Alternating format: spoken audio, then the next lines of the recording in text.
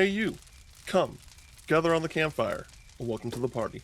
This is Party Chat, a JRPG podcast where we talk about everything that we love in the world of JRPGs and other Eastern titles. I am one of your hosts, Cameron Hawkins, and with me, as always, is my party partner, Kevin Kenson. Kevin, what you grab over there? Cat cleaner. It was just in the background. It was bothering me. No, I was just like, what is he doing? As I was reading, I just had a moment where I was like, I don't really like that in the background, and so I just moved it real quick. Okay. I'm doing pretty good today. How are you? I'm doing all right. I'm trying to think about if there's anything exciting that's happened. Nothing really outside of picking up a few games. I picked up Star Fox. I got that like Steelbook storage case that Best Buy is doing because it's just like if you buy 2 eligible games, Right, then you get like it for free. It's like a Mario themed case, right? Yeah, or it's like Mario a 40th, anniversary themed one. That's right. And I bought Star Fox, which for some reason, because initially it was just Mario games, like specific Mario games, and then they're like, hey, Star Fox counts now. And I'm like, okay, well, since I'm already buying Star Fox, let's see what else they got. And they had the Mario versus Donkey Kong remake, which I still didn't, I didn't buy at that point. It was on sale for $30, and I'm like, I'll do that. So, definitely much cheaper than what I was originally going to plan to do to get that thing. So, that's neat. But yeah, not a whole lot going on this past weekend for me. Nothing super eventful. But one thing that's exciting is that starting next week, Ash was going to be at the house again. So, hey. You might start hearing some roughing and some puffing from a little pug in the background moving forward. But so that, yeah, very excited about that. What about you? What you up to? Honestly, it's just kind of been a long week, and I'm getting ready for another long one. Just kind of a busy time right now, so just getting through it, staying awake. I will say, and to be clear, like, they're a homie for doing this, even though it didn't work out. But today in the morning, it was funny too, because this morning I was like, I need to figure out what K-pop concerts I'm trying to go to for the rest of this year, because there's PAX West coming. Not 100% sure I'm going to that at this point. Obviously there's the TGAs, which of course I'm going to go to that. But I needed to figure out, like, hey, what K-pop concerts am I trying to go to? When are they? Is it a realistic thing that I'm going to be able to do? Yada, yada, yada. And so once I figure out, like, okay, these are the ones I'm going to, this is the time, like, I should be able to do all these things. I get a message from one of our day one listeners, Shy, in the Discord, being like, hey, my friend got a multi-day ticket to Pokemon Worlds they're not using. Do you want it? And I'm like, yes, I do. I do want that. Thank you. And I was just like, because initially they didn't say it was multi-day. They said, like, hey, they got a ticket. I'm like, Sure. It's a multi-day. Because I already went over it with him being like, if it's just one day, I'm not making the trip out. It just doesn't make sense to me. Sure, especially with how expensive it is to travel right now. Exactly. And they said, yes, it's a multi-day. And I was just like, cool. Let me just see if I can find a place to crash so I don't have to, like, pay a stupid amount of money for a hotel. And you can, you can get the ticket for me, and I'll send you the money accordingly. And then, like, right when everything's prepped, it's at this point, it's just like ready to tell him I'm good to go. He's like, oh, it actually is just a day pass. And I'm like, oop. Okay. I mean, it's not his fault. Yeah, for sure. But it's just one of those things. Yeah, it was one of those things like, oh, that sucks. Like, I was really excited to go to Pokemon Worlds, but no, I'm not. So really that's it. That's the most eventful thing that I think that's happened for me over the past week. I haven't had a whole lot of time to do much else. I haven't really had a lot of time to play video games. But I'm sure, you got some stuff to talk about during what we've been playing with the Deltarune Chapter 5 drop. Yep, that happened. Sure haven't played it yet. Oh, you haven't? Yep, this past week sucked. Wow, I did play some Star Fox, though. I got some Star Fox to talk about. But yeah, that's when you know the man is busy. New Toby Fox drops and he has not consumed it already. Also because Deltarune's definitely one of those things where it's like Christine and I find time to like play that together. Like she'll like sit with me, and it just did not work. That's fair. That's totally fair. Yeah. Cool. Well, yeah, we got a lot to talk about, and a lot of it isn't great. But I did also Evo happened over the weekend. Like, weird feelings about Evo now, but watched the Street Fighter top 8, and that was a good watch. So, but yep, a lot of news and a lot of Evo related news with the fighting games. So if you're a fighting game fan, this will be an episode for you. But we got other things to talk about as well. But before we do that, we're going to get into some housekeeping. If you've been enjoying the show, please go to your podcast service of choice and give us a 5-star review. We really appreciate it. You can also go to youtube.com/@partychatjrpgpod. Hit the subscribe button over there. I want to try and set a goal here. It's a goal that will not happen. Like, it will not happen, but I want to believe, where I think, we're about to hit July. We're at 665 subscribers as of recording. I want to chase a dream that we can get 100 subscribers a month until the end of the year. So we hit 10,000 subscribers, 1,000 subscribers. 10,000 would take a little more work. 10,000, yeah, that's crazy. 1,000 subscribers by the end of the year. I think we can do it. If you listen to this podcast, you've come back to listen to it, recommend it to your friends. Tell them, hey, just hit the subscribe button. We really appreciate it. We know that we don't do a whole lot of stuff with the video side of things outside of just seeing us talk and conversate, but we want to get those YouTube numbers up as well. So, and we do want to do some things to like make the YouTube video format a little bit more attractive, in the future. So, we'd really appreciate that. We also have a Patreon and a YouTube membership for $5. You get access to the weekly episode a day early, access to a bonus episode, as well as our Campfire Catalog Book Club podcast, which we have set a proper goal, everybody, that in July, we are both finishing The Legend of Dragoon. It's happening. It will be done. Recorded? Not sure, but we are planning on rolling credits on this game this year. It's backlog season. There's not a whole lot coming out. We're very much like both in the headset of like, we're going to do this. We're going to like prioritize this and make sure we get it done. So there's that. Lastly, go to youtube.com/Kevin Kenson. Hit the subscribe button over there. And now we're going to get into the news for this week. Persona is getting a live action adaptation, and that's happening in development at Netflix. How'd you like that Persona yell? How'd you like that, Kevin? Woke me up a little. Yeah. So Persona is getting a live action adaptation at Netflix, according to Variety. Christopher Monfay is going to serve as the writer, executive producer, and showrunner. Sean Levy and Robert Atwood of 21 Laps will also executive produce, alongside Dimitri M. Johnson, Michael Lawrence Goldberg, and Timothy I. Stevenson via Story Kitchen. Story Kitchen, I know about Story Kitchen. They're the ones that are working on like the Expedition 33 stuff. They've done some other video game adaptations. So that is a relatively good sign in that sense.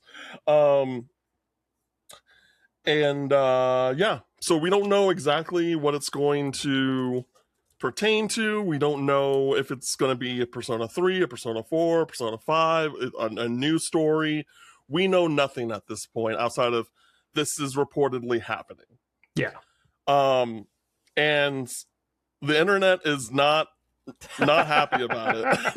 Not happy about it at all. Here's the thing: what I'll say, like, I'm going to be a little bit of a defender here because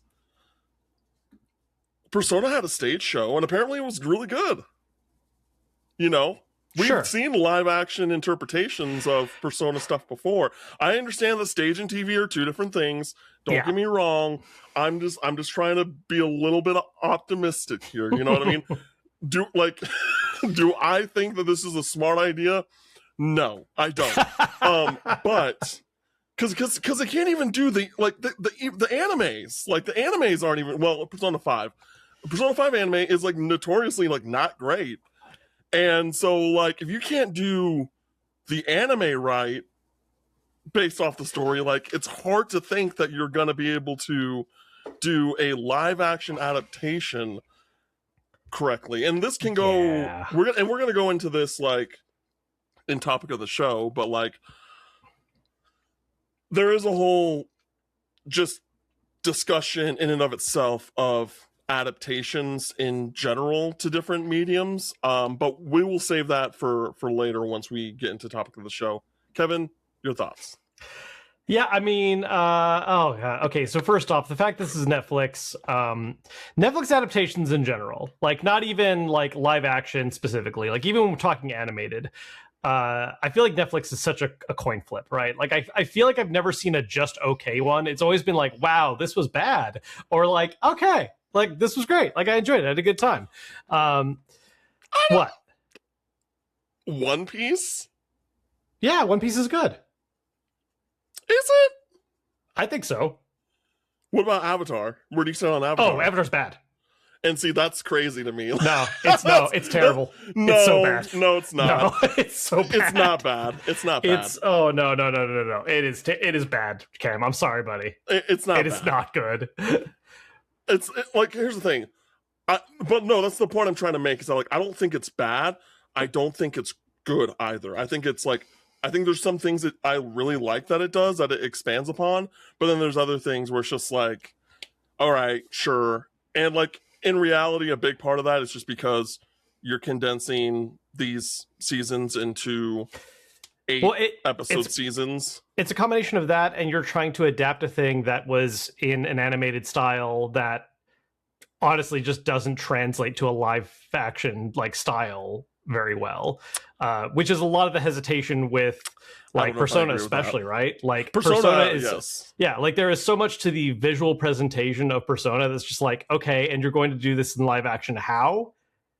That is a big question for me, which I think like a stage drama is able to sidestep a little bit, because with stage drama there's a certain degree of like theatricality that's happening at every moment, that in a television show that is, you know, whatever format, because we don't even know if this is going to be 30-minute episodes, hour-long episodes. We don't know, like we have no actual idea other than the fact that Persona is being adapted here. That's just a lot harder to do. And that's the other thing too, like kind of what you were saying with we don't even know what they're adapting exactly. I think if the goal is to try to, you know, one-to-one adapt something, oh yeah, there's no way that's working. Like that's just not working. That's not an option. Mm-hmm. I think the best case scenario, right, is you do something that is relatively original, but there is definitely like a Cliff Notes inspiration from like major plot beats if you want to adapt one, right? And look, if they're going to adapt one, it's 5.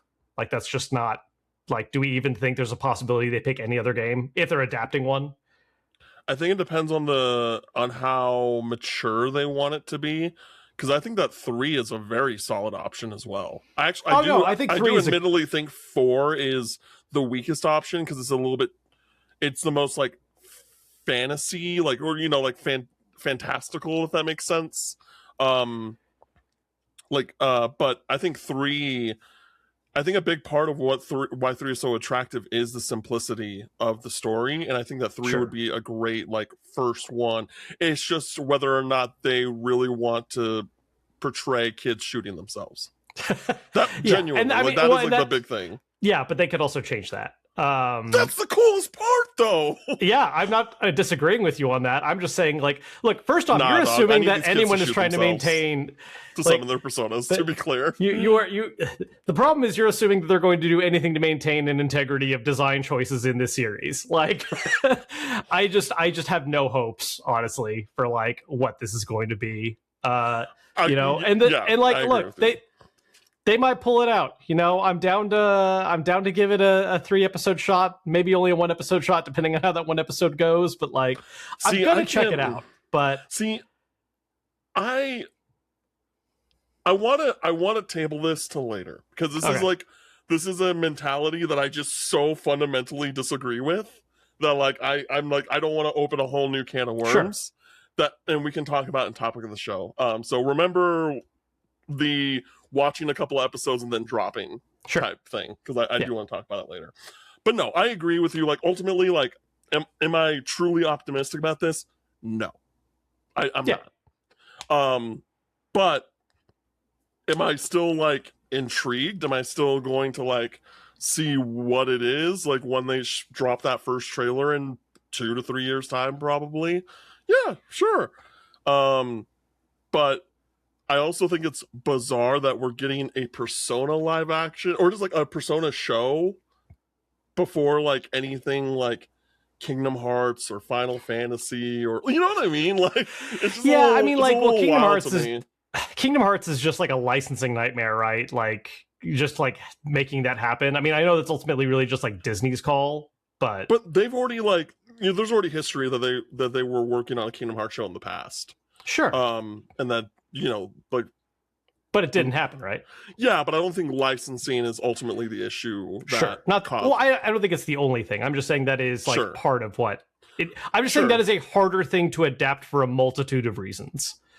Sure. Yeah.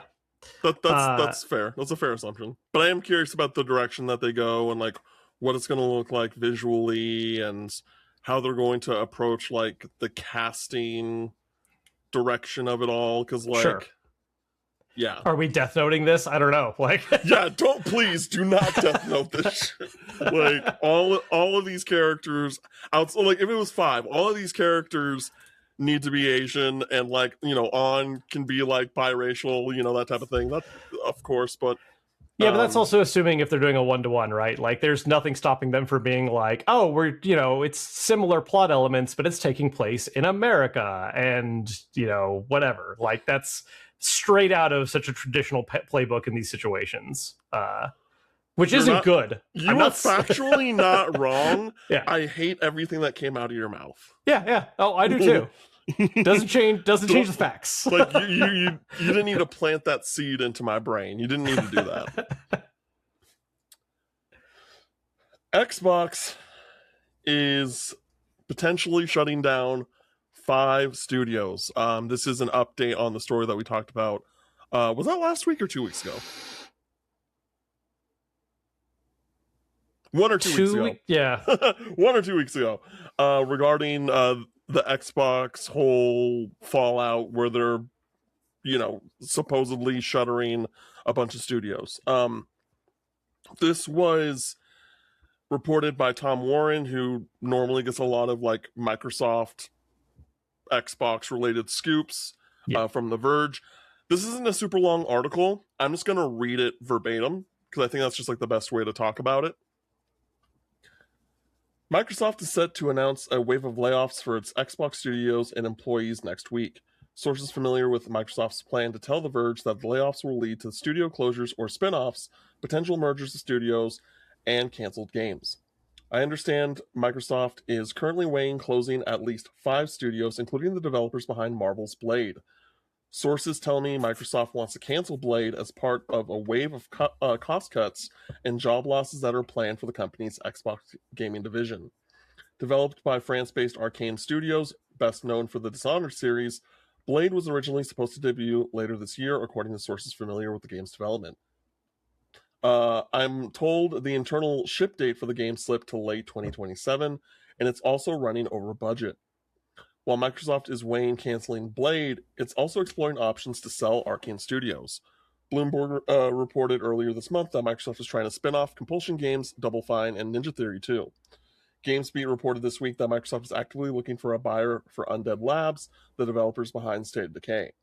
If buyers are found for these studios, then they will avoid being closed, but sources stress that these talks could take months in some cases. Compulsion Games, the developers behind South of Midnight, is already convinced that closure is imminent and it has started telling employees to look for jobs elsewhere. Ninja Theory employees were informed earlier this month that Microsoft wants to close the UK-based studio or spin it off. Beyond the potential studio closures, Microsoft is preparing for a wave of layoffs at Xbox that will drastically reshape its gaming division. These layoffs are due to start on July 6th, according to sources, and will hit most parts of Xbox. Rumors have suggested that there will be at least 1,000 job losses, and if Microsoft goes ahead with 5 studio closures, then that's at least 500 employees impacted before the wider cuts. The upcoming layoffs are a part of a, quote, reset for the Xbox division under new CEO Asha Sharma, who hinted about, quote, making hard choices last month. Sharma has repeatedly warned the Xbox business isn't healthy, but also claimed that her, quote, mandate is not 30% accountability margins. It's to be the number one gaming and entertainment company, and that's what we're going to do, end quote.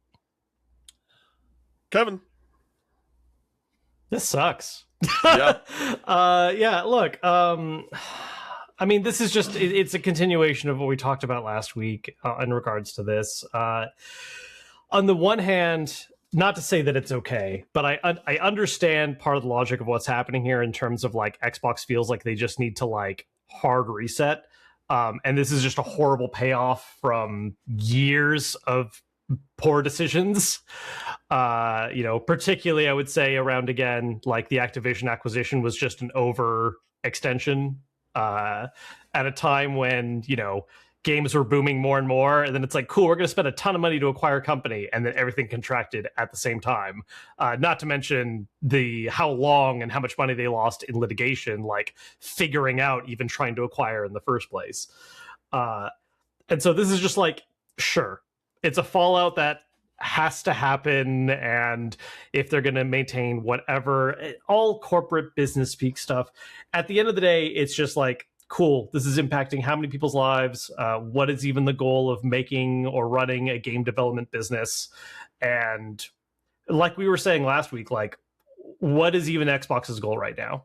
Like, what are they going to try to build towards? Because if it's just going to be, are we going to build around just only tentpole strong ones, or are we like going to allow for any degree of experimentation? Because while there were certainly mistakes in the long run, one of the things I did really like about kind of like right before the acquisition, there was a degree of like letting studios do what they want to do, and some of those projects absolutely failed, and some of them were great.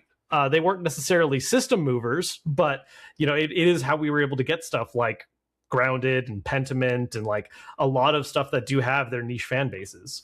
And so it's just a real shame to see all these studios can be affected, and Arcane is just another one where it's like, Blade game could have been really cool. Personally, I was hoping they were just gonna do something not that, but it's what they've been working on, and if that's not even gonna come to light at this point, it's just what are we doing here?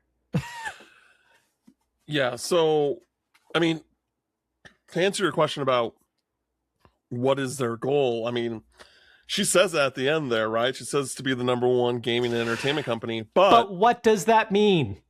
Yeah. What does that actually mean? Yeah, what does that mean? And, like, just this is not the way to do it. Like, we want to be the best by closing, like, a third of our studios. That doesn't make sense. I mean, the sense is that you are trying to refocus and trim down, and like there was a time of Xbox acquiring a ton of studios, and they probably acquired more than they really were going to be able to manage, especially because it was so hands off at the time. And if they want to be more direct hands on, there definitely seems to be a goal here to refocus down on like a almost back to basics, like these are our tent poles, these are our main studios, this is what we're focusing on. Because I mean, you look at the names of a lot of studios that they're cutting outside of, and even honestly, like Double Fine is a legacy studio, Yeah. but it's not one that I would necessarily equate with like Xbox, right? No. Yeah. Absolutely And not. so that I think is a large part of that trimming, right? Is that they're No. sticking close to either Xbox or to devs that have that kind of synergy of like, oh, these make major tentpole releases, whether that's id, Bethesda, uh the major accomplished studios that have large IPs attached to them, and letting a lot of these other ones fall to the wayside that have either been floundering or just not been releasing hits in the kind of way that Xbox thinks they have to have. So, like, to be clear, I agree with you. But I also think the big one for me that just really doesn't make a whole lot of sense is Arcane. Like, we talked about it a week or two ago that like if I'm moving my bias away from this, like, yeah, Compulsion, Double Fine, like the more artsy studios, they're gonna go first because Xbox wants to recoup costs. They want to make money. Um, and I personally fundamentally think that's disgusting. Um, and they make the games that I get excited about in a real way. But then you look at Arcane, and when you look at Arcane, and they're making Blade, which I'm not saying is a super popular Marvel character, but I think that when you're hot off the heels of Deathloop, you're known for you're known for Dishonored, and you're getting an IP like that to be your next big game. For me, it's just like, to me, this game is going to sell at least 5 million copies. And I'm not saying that is like a huge amount, but I think that for a studio like Arcane, I think that is a solid number. Because when you look at, I was looking at Doom 2016, which for anyone who's played that game, in most cases, are going to say it's one of the best FPS shooter campaigns of all time. Like, Sure. Yeah. I don't think that's a crazy statement to make. It has sold 7.8 million copies as of I'm trying to see what year that was as of. At least that was the last time it was updated was 7.8 million copies. Yeah. And so like that makes me feel that Blade is a big enough IP that they will make the sales to recoup those development costs. Do you not think so? I love Arcane. Their games were not major sellers. Deathloop didn't even clear 1 million, I think. Are you? Hold on. Yeah, no, like I'm a fan of what Arcane does, but like Deathloop and even Dishonored, like they're critical darlings, but they were not like multi-million massive successes. So it surpassed 5 million across all platforms in early 2023. Okay, yeah, here we go. Yeah, they did come out and say that they had hit 5 million players in February of 23. Interesting. I thought it did not move like that. I can understand why you might think that, because it was like, oh, it's acquired by Xbox, but it's a PS5 console exclusive first, and like there was a lot of weird things regarding the release of that game. But yeah, I think it was successful. Like, could it have been more successful? Of course, but yeah, I think that, again, Marvel's Blade, like, I think like when it was announced at the Game Awards, that was like the biggest surprise, the biggest announcement of that night, I'm pretty sure. And like, it's one of those things where it hasn't been on my mind consistently until recent news, of course. Sure. But like, if it were to have just shown up at like SGF or something, I would have been like, this is a top 5 like most anticipated game for me. Yeah. Like, I cannot wait for that game, if like assuming that it comes out. And that's another thing too, is that like I understand that like that's a lot of money, but also like if they're only a year out from from releasing it, let them release it, and then like see the results of that, and Sure. then decide if you want to shut it down or not. I mean, part of the problem there though is that like dev costs are expensive, but marketing even more so. Yeah, I understand that. I totally understand that. But like, you know, we're in the age of superheroes. Obviously, like to a certain extent, people are burnt out, like in the MCU space and things like that. But like Spider-Man 1, Spider-Man 2, Wolverine, like people are still show up for these games. And so the idea of just being like, yeah, we're going to shut this down when we're a year out is just like, that just is a little mind-boggling to me. Yeah. And so that's my opinion on the whole Arcane specifically. Like that just seems like I just don't know what world they're in, and I'm not a business guy. I don't know business like that. But to me, that just doesn't make any sense comparatively to like the other studios that we've already talked about. Yeah. And on top of that, hold on. Let's be clear. The logic doesn't make sense because why didn't you do the same thing that you did with Senua with Marvel's Blade? Right? Where they say, like, hey, we put Senua in the showcase because we were hoping that people were going to invest. Well, why didn't you do that for the major IP game that you guys are currently making? Doesn't make sense.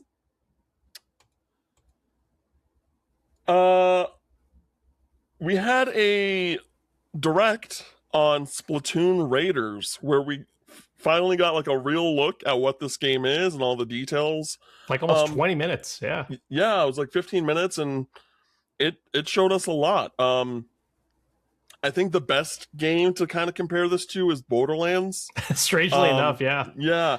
It's very much like kind of like a looter shooter, but you go more on like runs, if that makes sense. Like not, I wouldn't call it a roguelike, but you go on runs. They definitely used the word raid during the presentation, raid. which I think, yeah.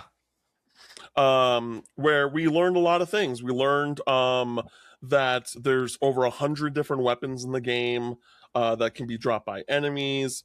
We learned that there are 3 different types of like ink tanks that store your ink, and depending on what tank you have determines like what kind of gadgets you can use. The one I really liked personally was the one that was like a Beyblade. Oh yeah. The little boomerang one or whatever. I forget. No, that was a boom. That was just like a like more like a boomerang. It was literally like a spinning top. Oh, the spinning top. Yes, you're right. Yes. I was just like, I like that one a lot because when I play Borderlands, I always play like, give me the class that summons the thing. You know what I mean? Yeah. So like I was always Mordecai, Gage, Flak. Like those were my guys because like go. And so like, oh, I can be like, go Beyblade. Fuck them up. That appeals to me. What kind of gadgets did you like that you saw? I mean, the boomerang was one that I definitely liked. Like, I like more simplicity. I'm very like fundamentals focused and just unloading enemies. So like just the look of that one where it's like, yeah, just give me a good old fashioned like throw it out, hit enemies a bunch of times, come on back, great. There was also like that kind of like immediate AOE one where you create like a ring around you.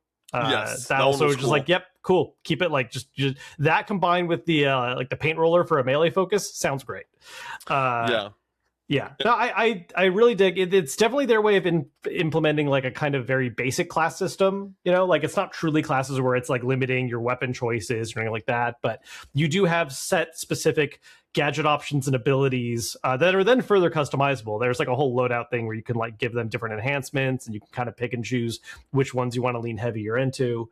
But that plays a role in the whole idea of how this is sort of like they've been emphasizing it as single player featuring multiplayer, but that is certainly how you make the multiplayer more interesting, right? It's like, okay, yes, like anyone can use any gun and there can be variety in what guns you each pick, but then here's this way of kind of giving people different, relatively simple class role concepts with each of the different tanks. Yeah, because when we were watching it initially, because it very much evolved over time, right? Where it's just, we're seeing just kind of run and shoot gameplay, and I was just like, and they're like, oh, there's different weapons. I'm like, okay, yeah, the weapons do different things, but like, where are the abilities? You know what I mean? I was like, Yeah. where are the things that make things matter in a real way?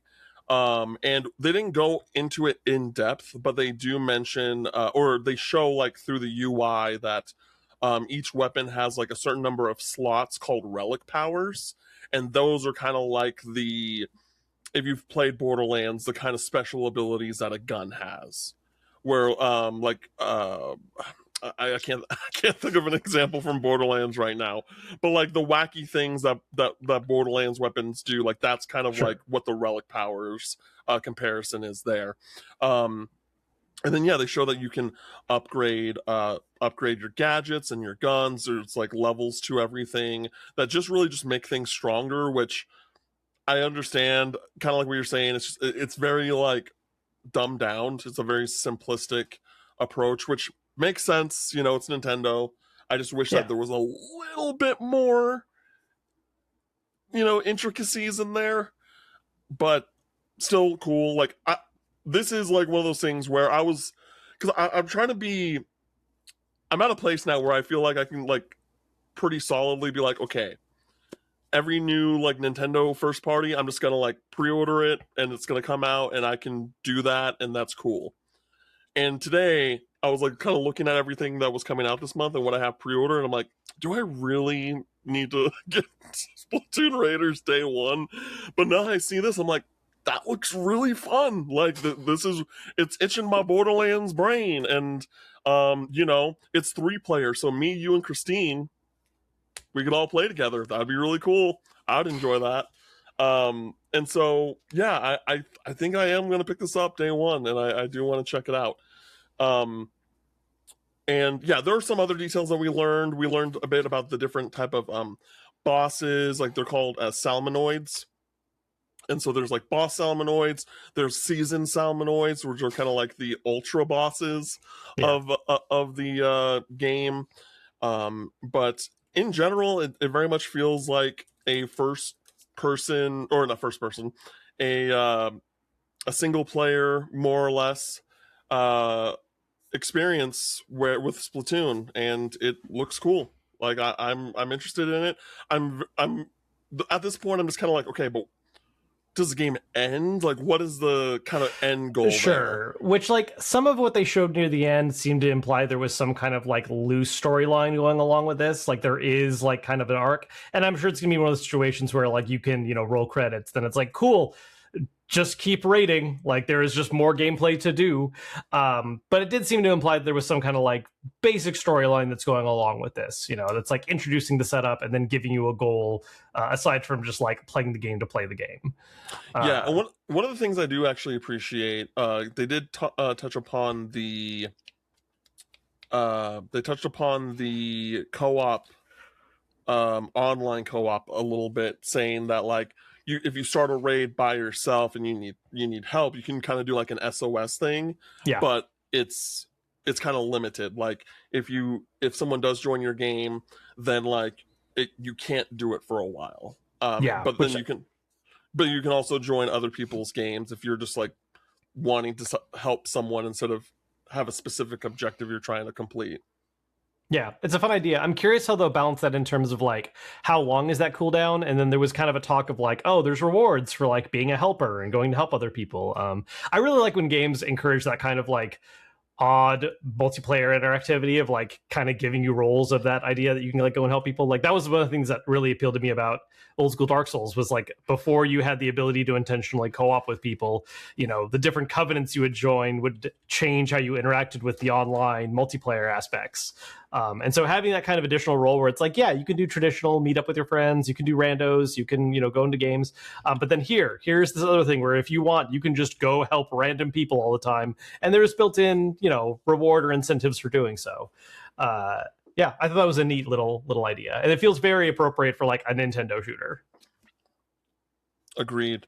And the one last thing I want to mention is that that Shiver, Fry,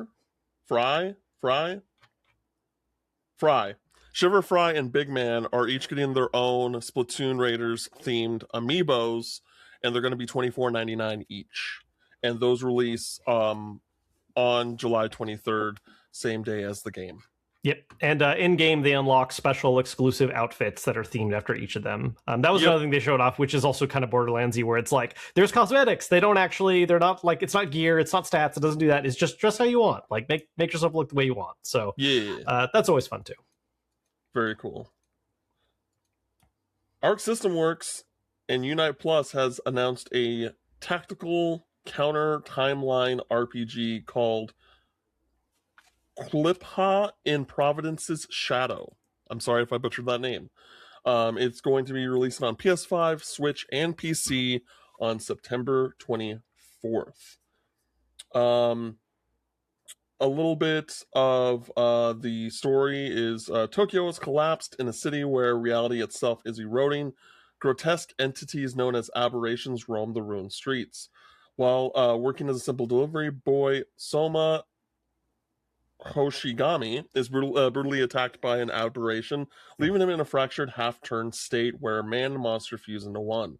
He's rescued and taken into custody not as a citizen, but as lost property by Rena Hazuki, a lethal investigator from the Tokyo Metropolitan Police Department's Public Safety Department, Foreign Affairs 5th Division. Step into the shoes of Rena and Suma in a world choking on reality-shattering contamination. Track down Tiny True, the demonic narcotic flooding the streets. Uncover the truth behind stigmas, the cursed body-carved glyphs infecting the youth. Expose the mysterious cult pulling the strings from the shadows. Engage in fast-paced, hyper-stylish combat to slice through terrifying foes and unravel the mystery of a world tearing at the seams.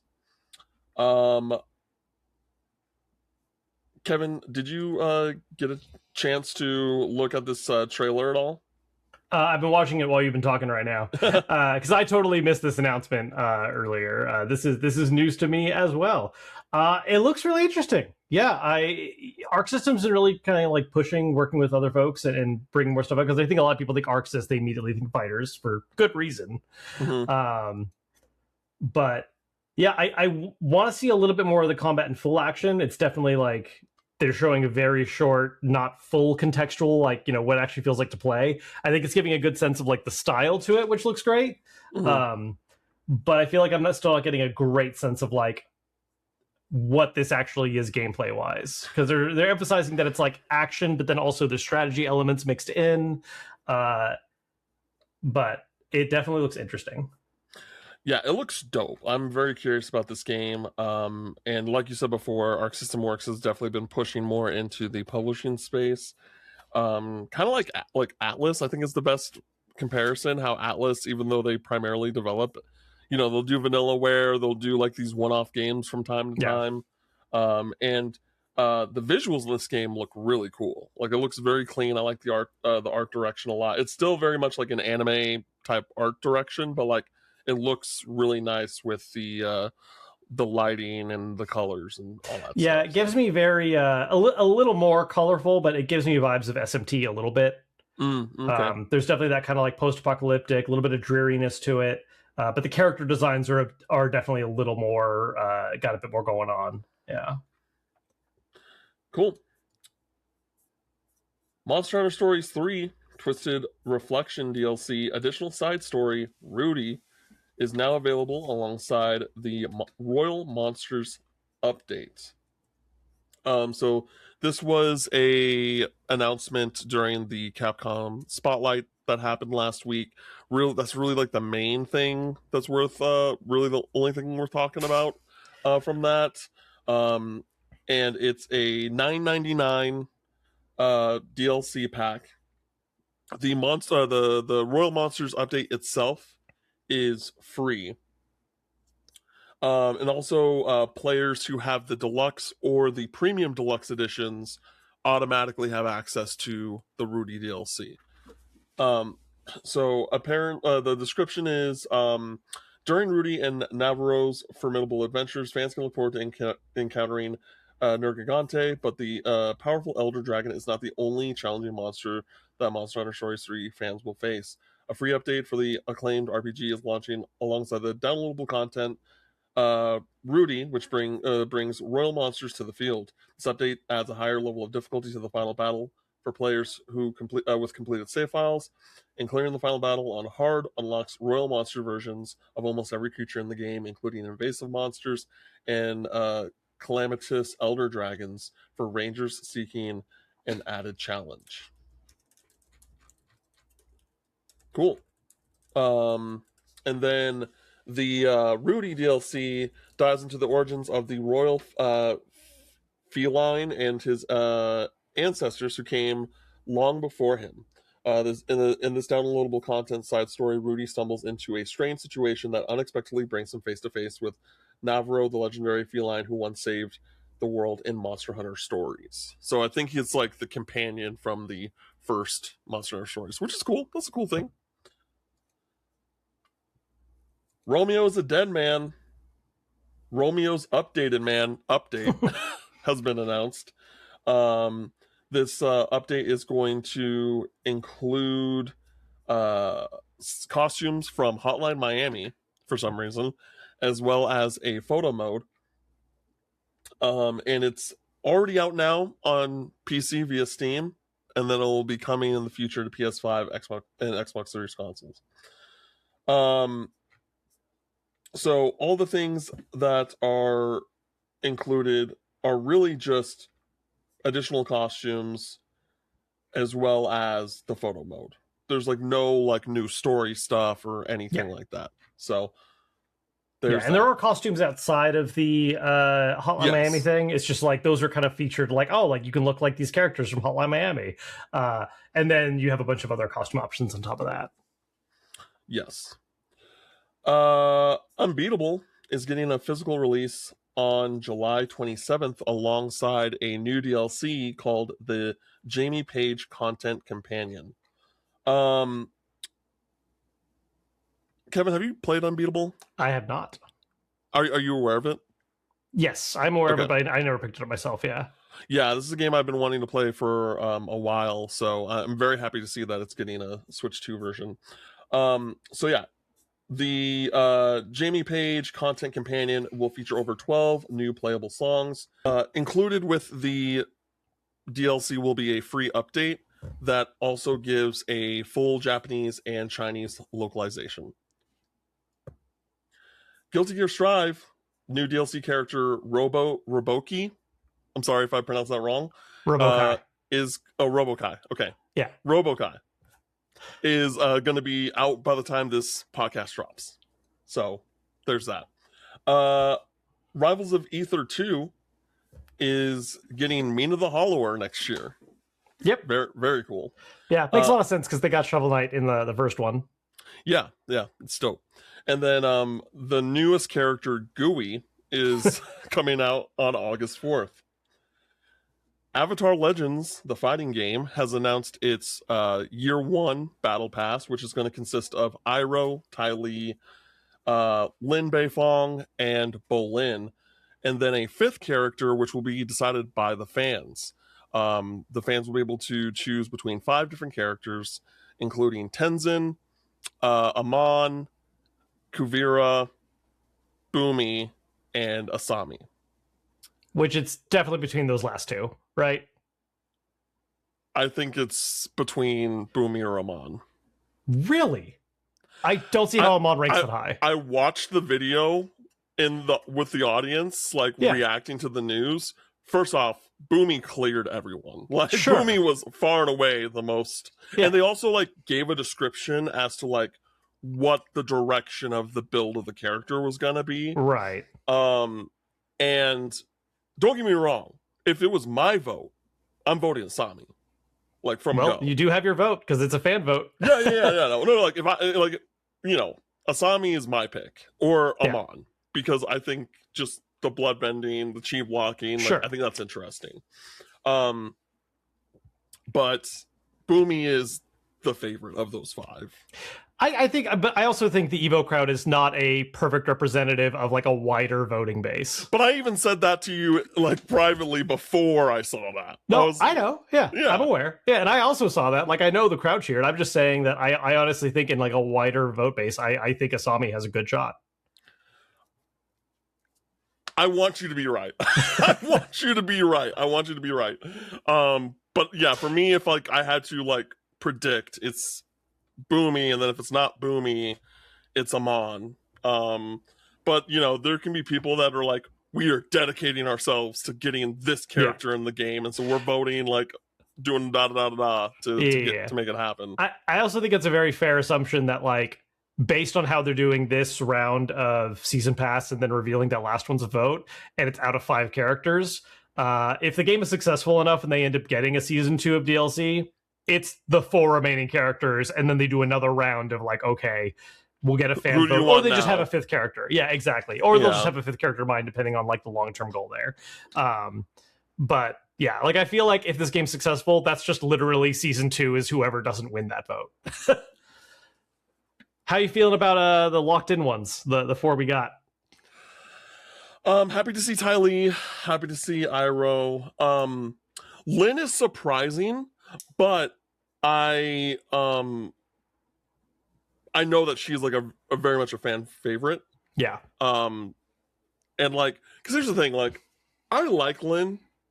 I don't think I'm as high on her as most other people are. Mm-hmm. But I also like, I can understand like why she is the way she like is. Sure.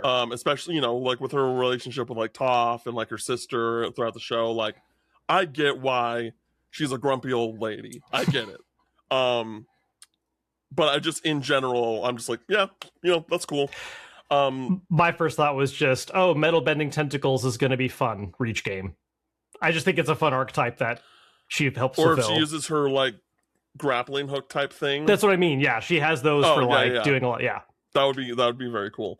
Bolin, I like Bolin a lot. I think he's really funny. I don't know, dog. Like I was like, I would have rather had someone else. Yeah, I agree. I think he's the least interesting pick here. I like Bolin, so like I'm down. But I think yeah, he's probably the weakest one out of this lineup. I think everyone else brings either a degree of like fandom or like an interesting extra angle, right? Because like Ty Lee, it's like, okay, how are we going to work the chi blocking stuff in? It's having another non-bender character, so there's like a really cool thing there. Iroh, I think, is just a big favorite, and they even described how he's going to be kind of a more defense, like counter-focused character, which I think is a really smart idea for like how to depict him. Yeah. Already talked about why Lynn is interesting. And then Bolin's just sort of like, hey, we're making an earthbender, but he's also got some firebender influence because of, you know, backstory. And I was like, okay. Any lava bends. Huh? Any lava bends. Yeah, and lava bending's big. Yeah, that's probably one of the biggest aspects is just like actually having a lava bending like representative mixed in. Yeah. Yeah, that's probably like what he's primarily gonna be. That's what I would think. But yeah, and then I forgot because I know we went over this a week or two ago. Is May already in the roster? No. May is one of the supports for Zuko, I think, but I don't know. May is not. The only non-bender in the base roster is Sokka. Okay. Yeah, I think I would have preferred May over Bolin, personally. But I also understand that, you know, we got Ty Lee and she's a non-bender, but also like they're two very distinct characters, you know? And so I think May not being in the first year or even in the fan vote is a little bizarre to me. So it is what it is. I don't have too much real stake in it. Like I'm definitely curious about that game and I want to check it out, but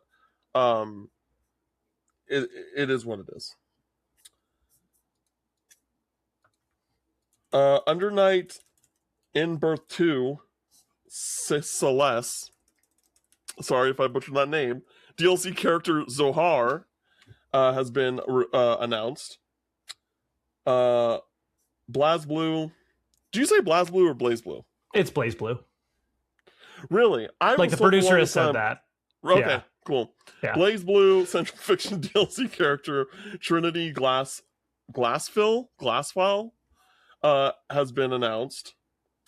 Granblue Fantasy versus Rising DLC character ID, I'm not sure which.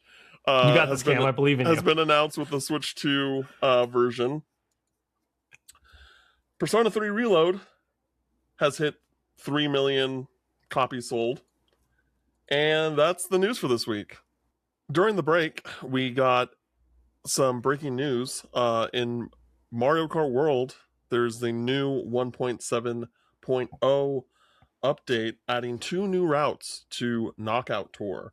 The first being Drill Rally, which is a route that connects Wario Shipyard and Bowser's Castle, as well as Boomerang Rally, which connects Salty Salty Speedway and Whistle Stop Summit. Now we're getting into what we've been playing for this week. First off, I know that I just read a lot of weird names and probably mispronounced them, and it was a bit all over the place. I apologize for that. That was, that was worse than usual. So just want to have an open apology. It was Blaze Blue. Blaze Blue just set you off on the wrong path, and then it was all downhill. It was a few things. I'm just like, it's 11 o'clock at night, man, and like and all these different names, pronunciations. But yeah, so I wanted to mention that really quick. I got to go hands-on with Granblue Fantasy Relink when we were at SGF. Admittedly, completely forgot to talk about it on last week's podcast. We finished recording and I'm like, hey, Kevin, so I completely forgot to talk about Granblue. And he was like, okay, are we re-recording that? Or it's just like, nope, we're just going to move it till next week. Yeah, because I think it was like midnight, and I was like, am I getting back in the chair? What are we doing? No. But, in the grand scheme of things, I didn't get to, I only really am going to talk about this new roguelike mode that's coming to the Endless Ragnarok expansion that's happening.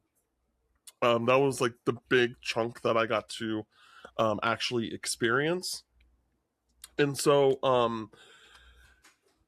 for those that have played them, it's a very similar experience to the roguelike modes that are in Hoyoverse games like Genshin Impact or Honkai Star Rail, where you're basically going to room, you're fighting a group of enemies, and then also very similar to Hades, where you have a boon. You get to choose a different boon, and then you basically create a build and try to get to the end of the run. And it's really cool. It's really fun. I had a really good time with it. I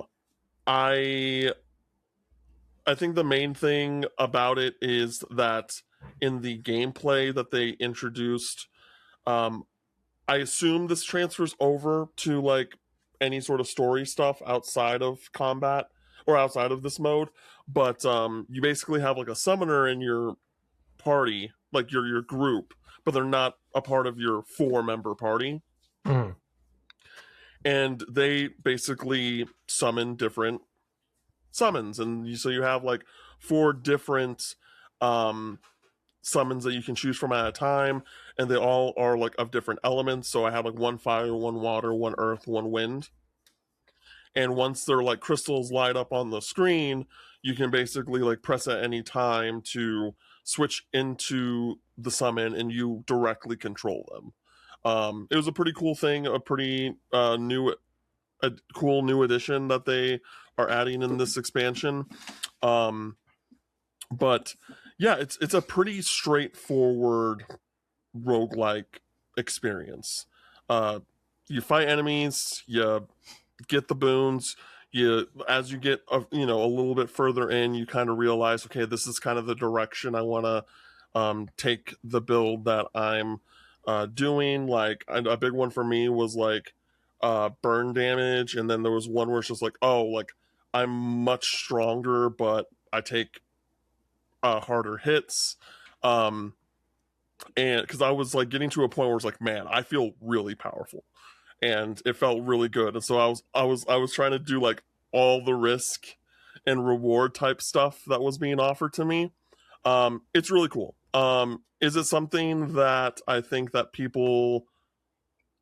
something that if you played this game and you enjoyed it enough that you're wondering, oh, should I check out this expansion? For this roguelike mode alone, I would say yes. I think it's cool. I think it's fun. I think it's entertaining. But do I think it's gonna make or break the game that's already super successful, to be clear?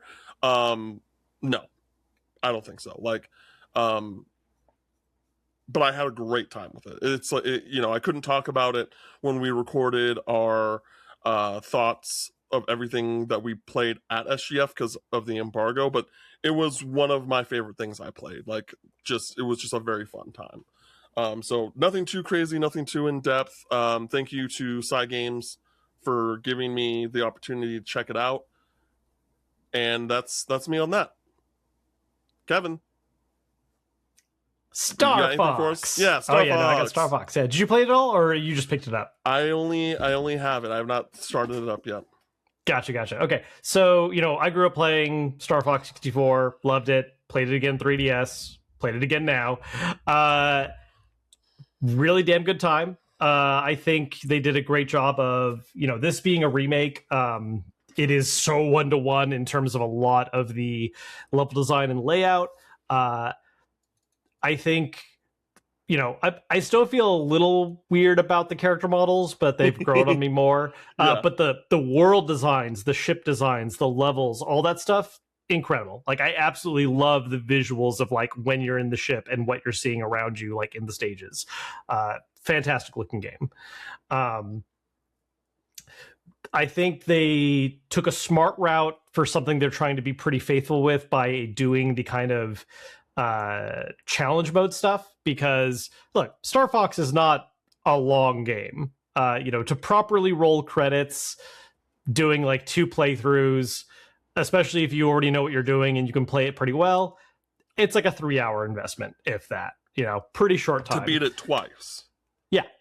Wow. Okay. Yeah. No, I mean, it's 7 levels. Yeah. No. Sure. Yeah. I mean, there's more levels than that, but you only do 7 in a given run, because it's like you pick paths and that kind of thing.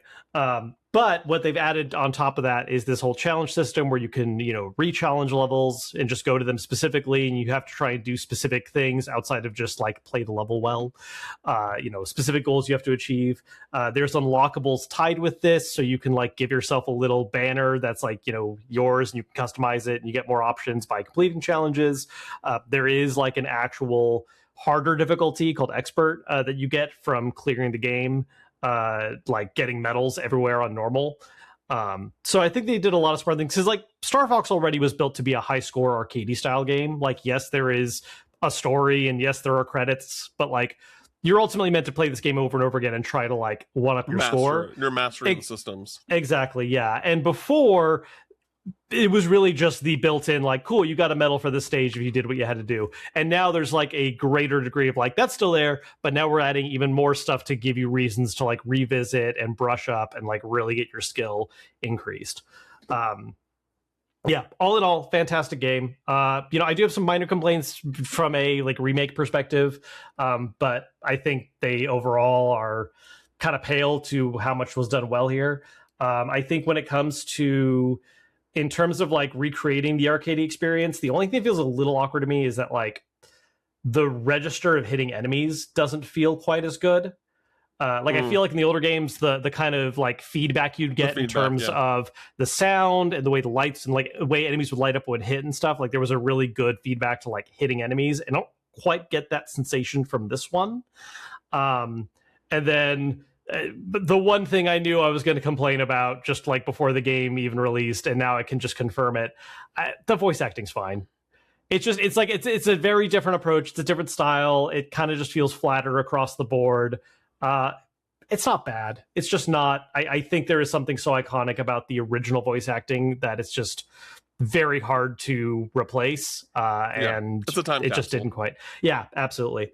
That said, the new cutscenes, like the whole kind of little plot bits in between, I think are really neat. I've done a couple playthroughs now, and so seeing how some of those cutscenes change depending on which route you took, little lines change a little bit to account for like where you were earlier in the story or what characters you've met. There are some scenes that play a little bit differently depending on like which route you took. So like that's a neat little thing. I don't know if it's like, I almost wish it added a little more. Like I kind of thought we were going to get a bit more constructed story into it, but they're all relatively brief and are focused more on just kind of giving you a bit more context into like, okay, here's the next stages you can go to, and like pick where you want to go, or here's why you have to go to the stage specifically because of just the route you ended up taking. Yeah, all in all though, like I think if you enjoyed the like older original Star Fox 64, I think there's a lot to love here. It maintains a lot of what made that great.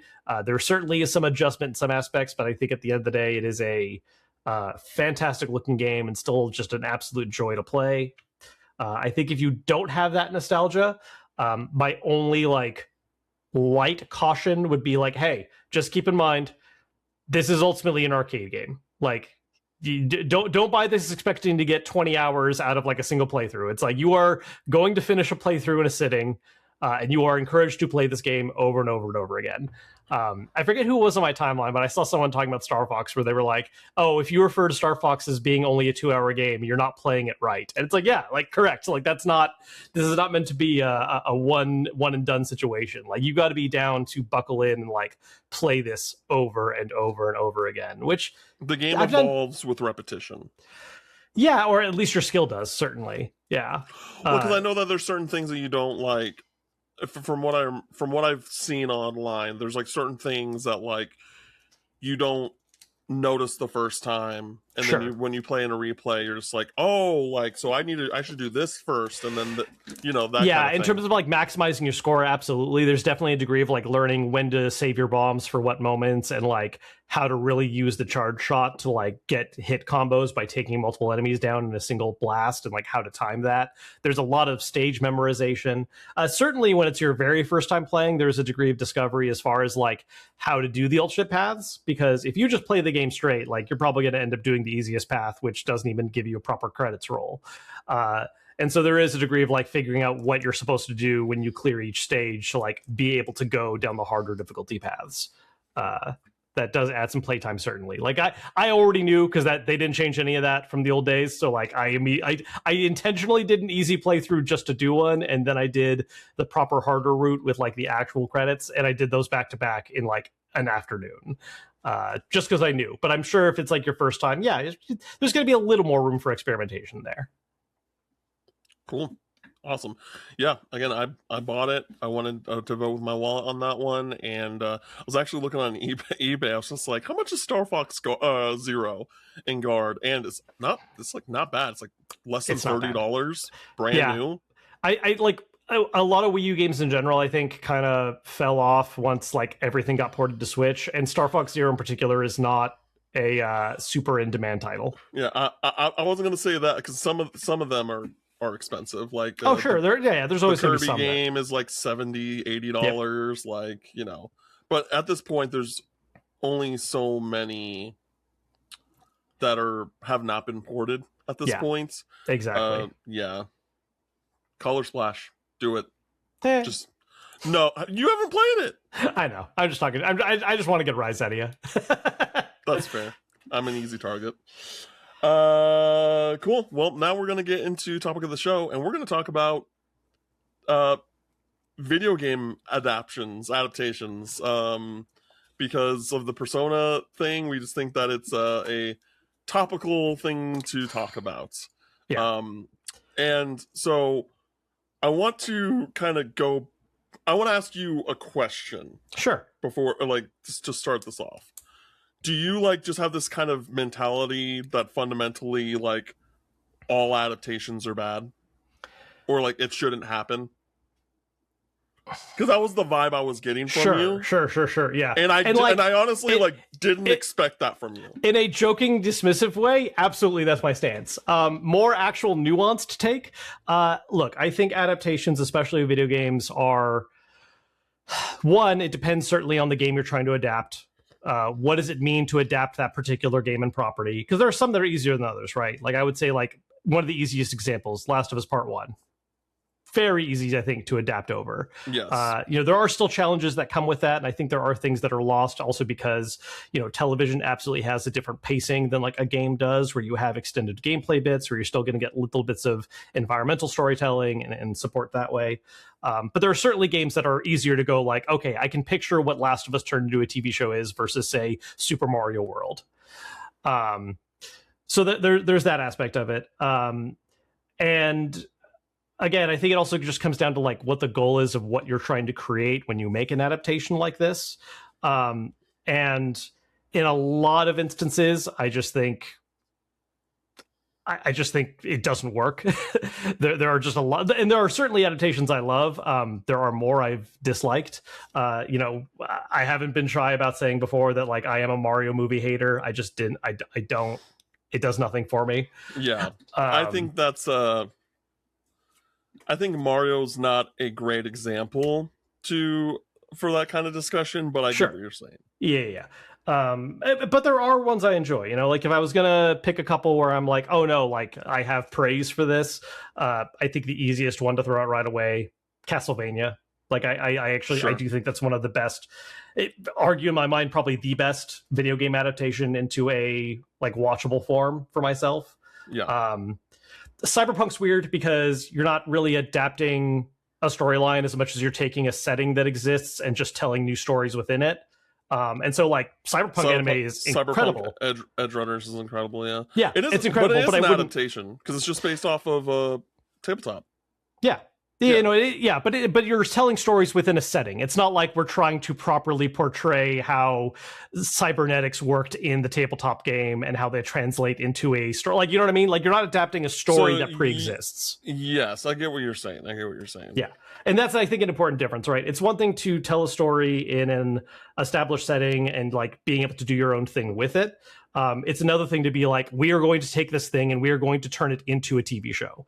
Kind of going back to what we were saying with Persona, right? I think there's a difference between making a TV show called Persona that taps into elements of the Persona stories and then doing Persona 5, the live action TV series. Like those are two very different approaches that have different challenges ahead of themselves. And one of them, I think, is much more destined to fail than the other.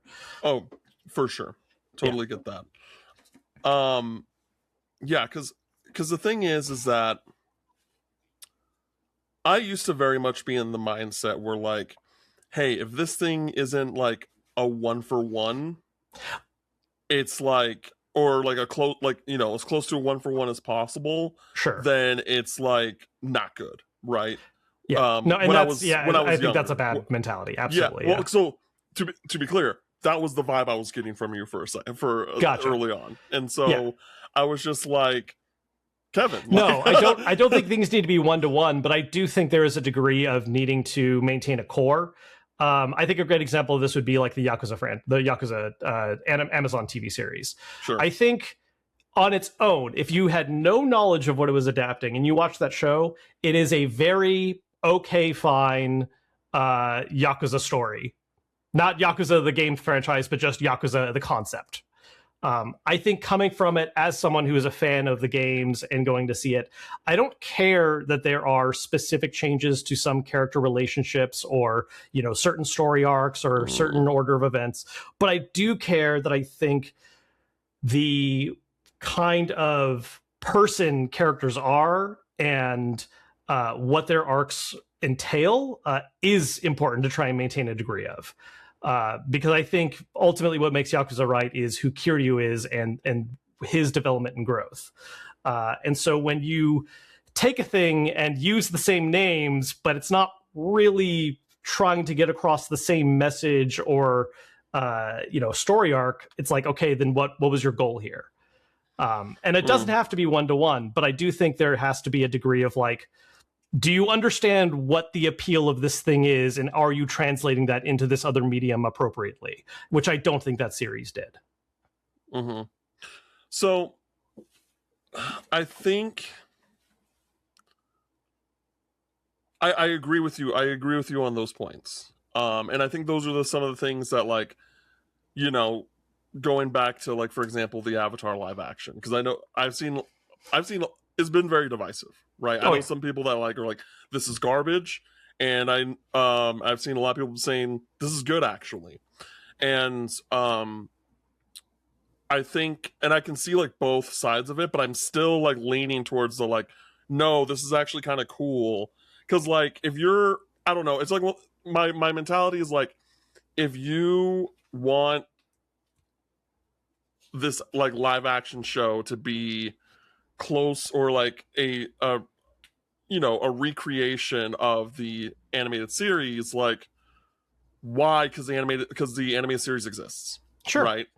Yeah. And I think what Avatar, for example, does a really good job at in the live action is that it knows the things that the original show did, and they expand upon certain things, or they like do like a new, like a different kind of direction to like a certain character or something like that, in a way Sure. that like I don't think hurts the core like main points of like Aang and like the characters are surrounding Aang's story. That being said, there are definitely some characterization things that have been wrong, right? Like for example, spoilers for season 2 of Avatar.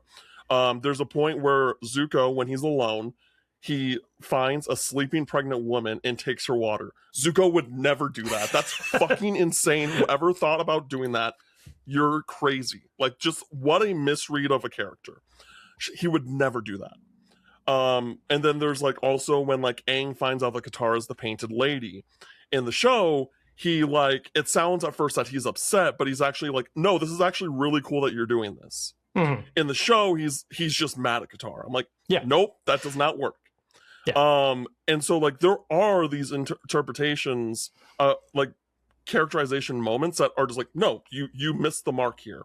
Yeah. But then there are instances that I think are really cool where like in the library, the professor basically betrays the group because he cares about knowledge more than helping Aang in the group, right? Sure.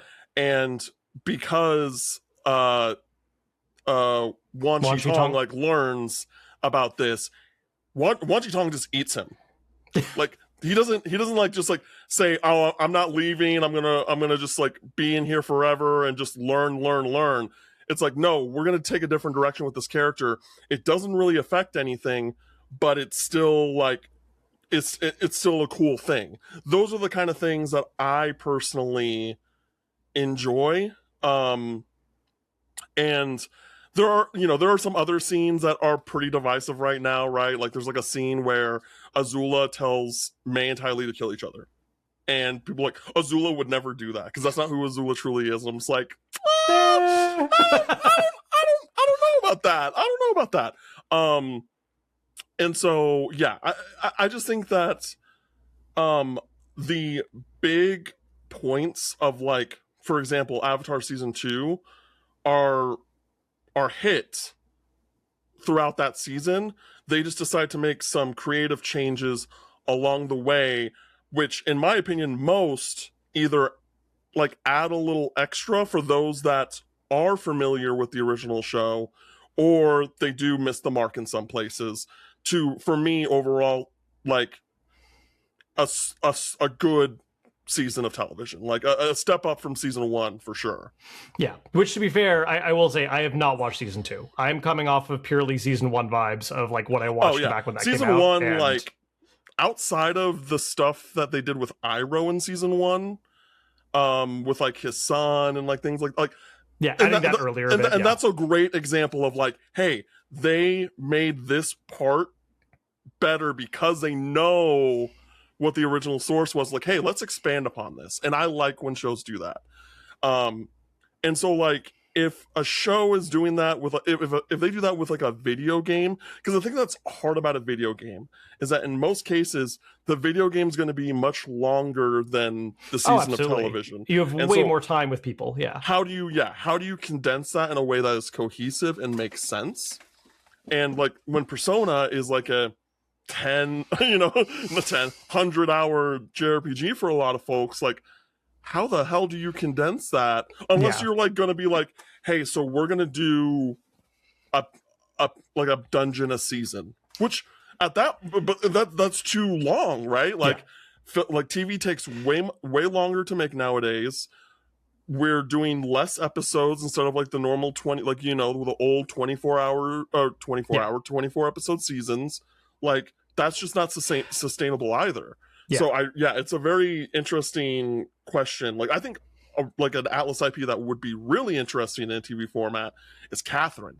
like make a Catherine show. Like that would be something I think that would be a lot more interesting. It's not as long. There's a lot of places that like from the game that you could just like kind of trim the fat and rework, so you don't really Sure. need to like delve super deep on those things. But like, and I think you could make a really solid 10 episode season of television with something like that.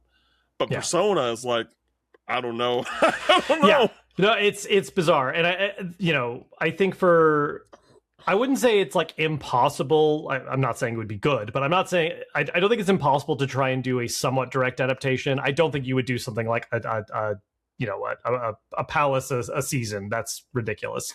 But I think you could certainly do story arcs where it's like 3 episodes in a row are focusing on one palace, 4 episodes. You've got some episodes in between where there's maybe more focus on just like, hey, we're gonna do some of the slice of life stuff, and here's like spending time with these characters and learning about these like support confidants in Five's case at least.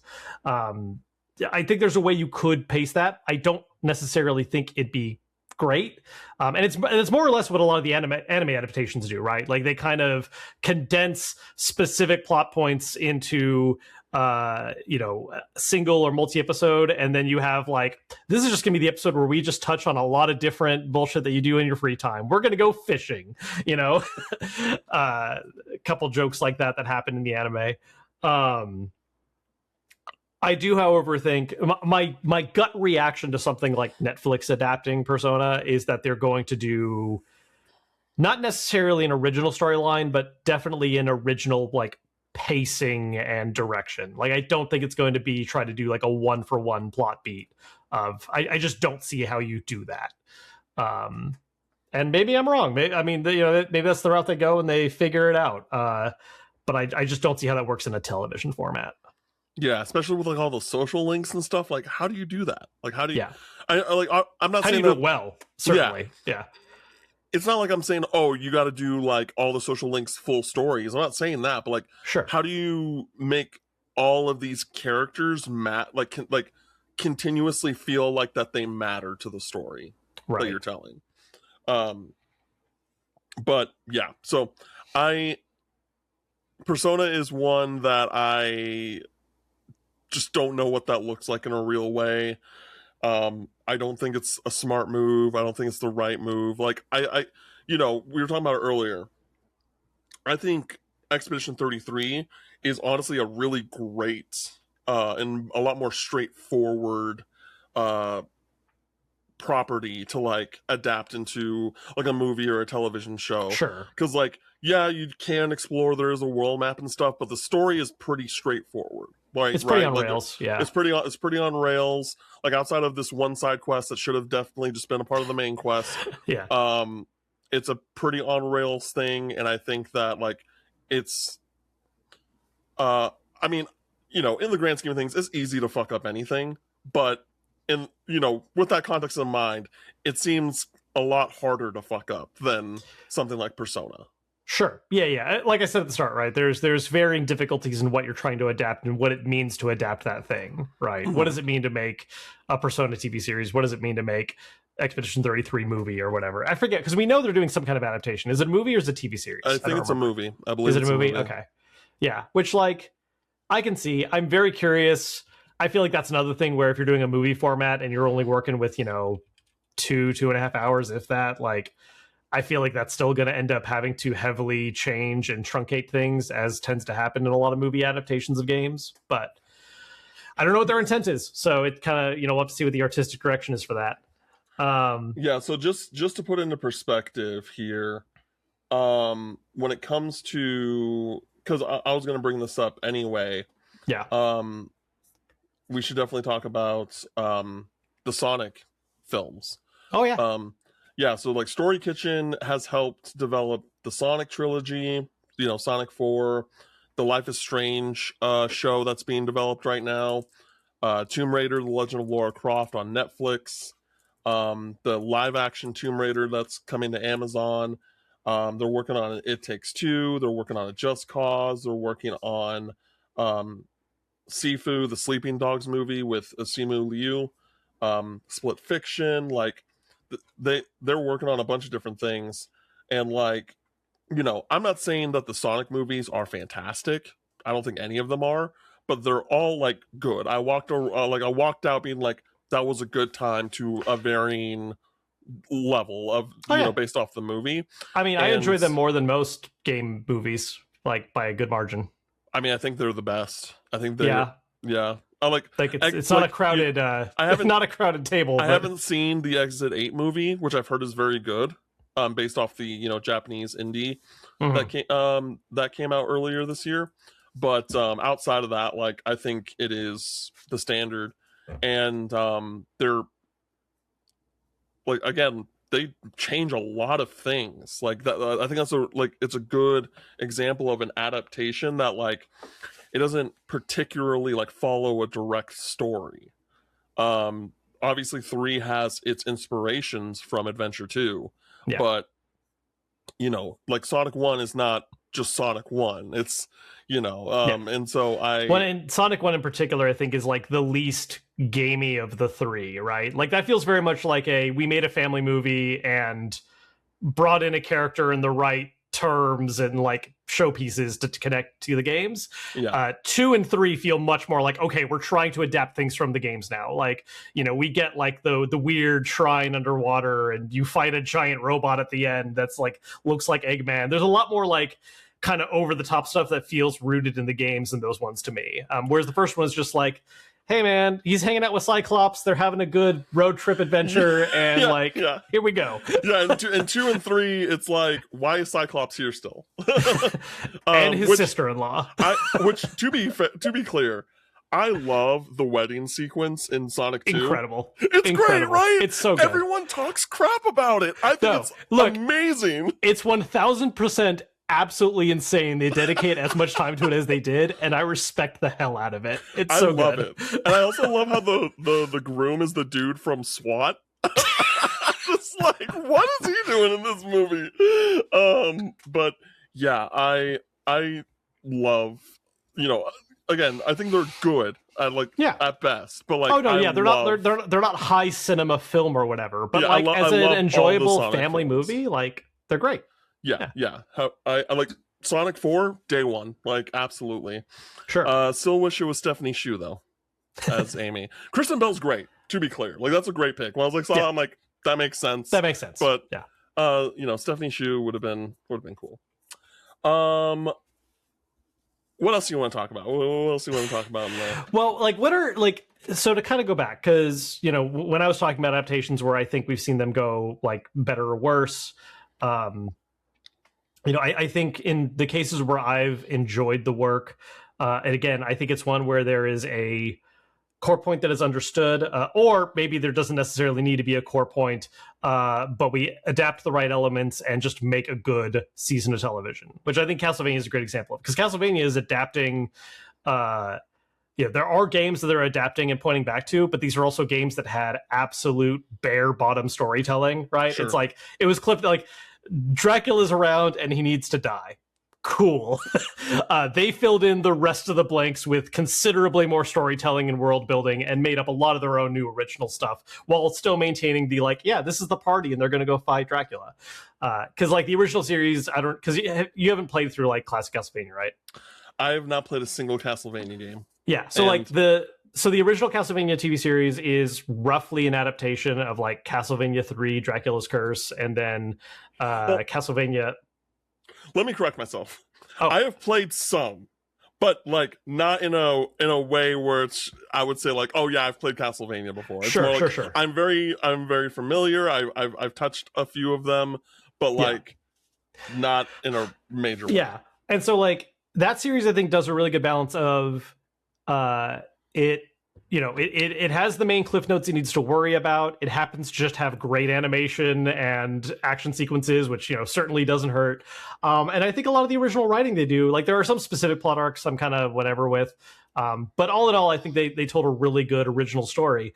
And that's one of the things that I think was to its benefit, is that it wasn't leashed down to like a comparison to what kind of story are we adapting? Like the story is they had to fight Dracula. The rest is up to them to make what they want to make. And they did a good job with that.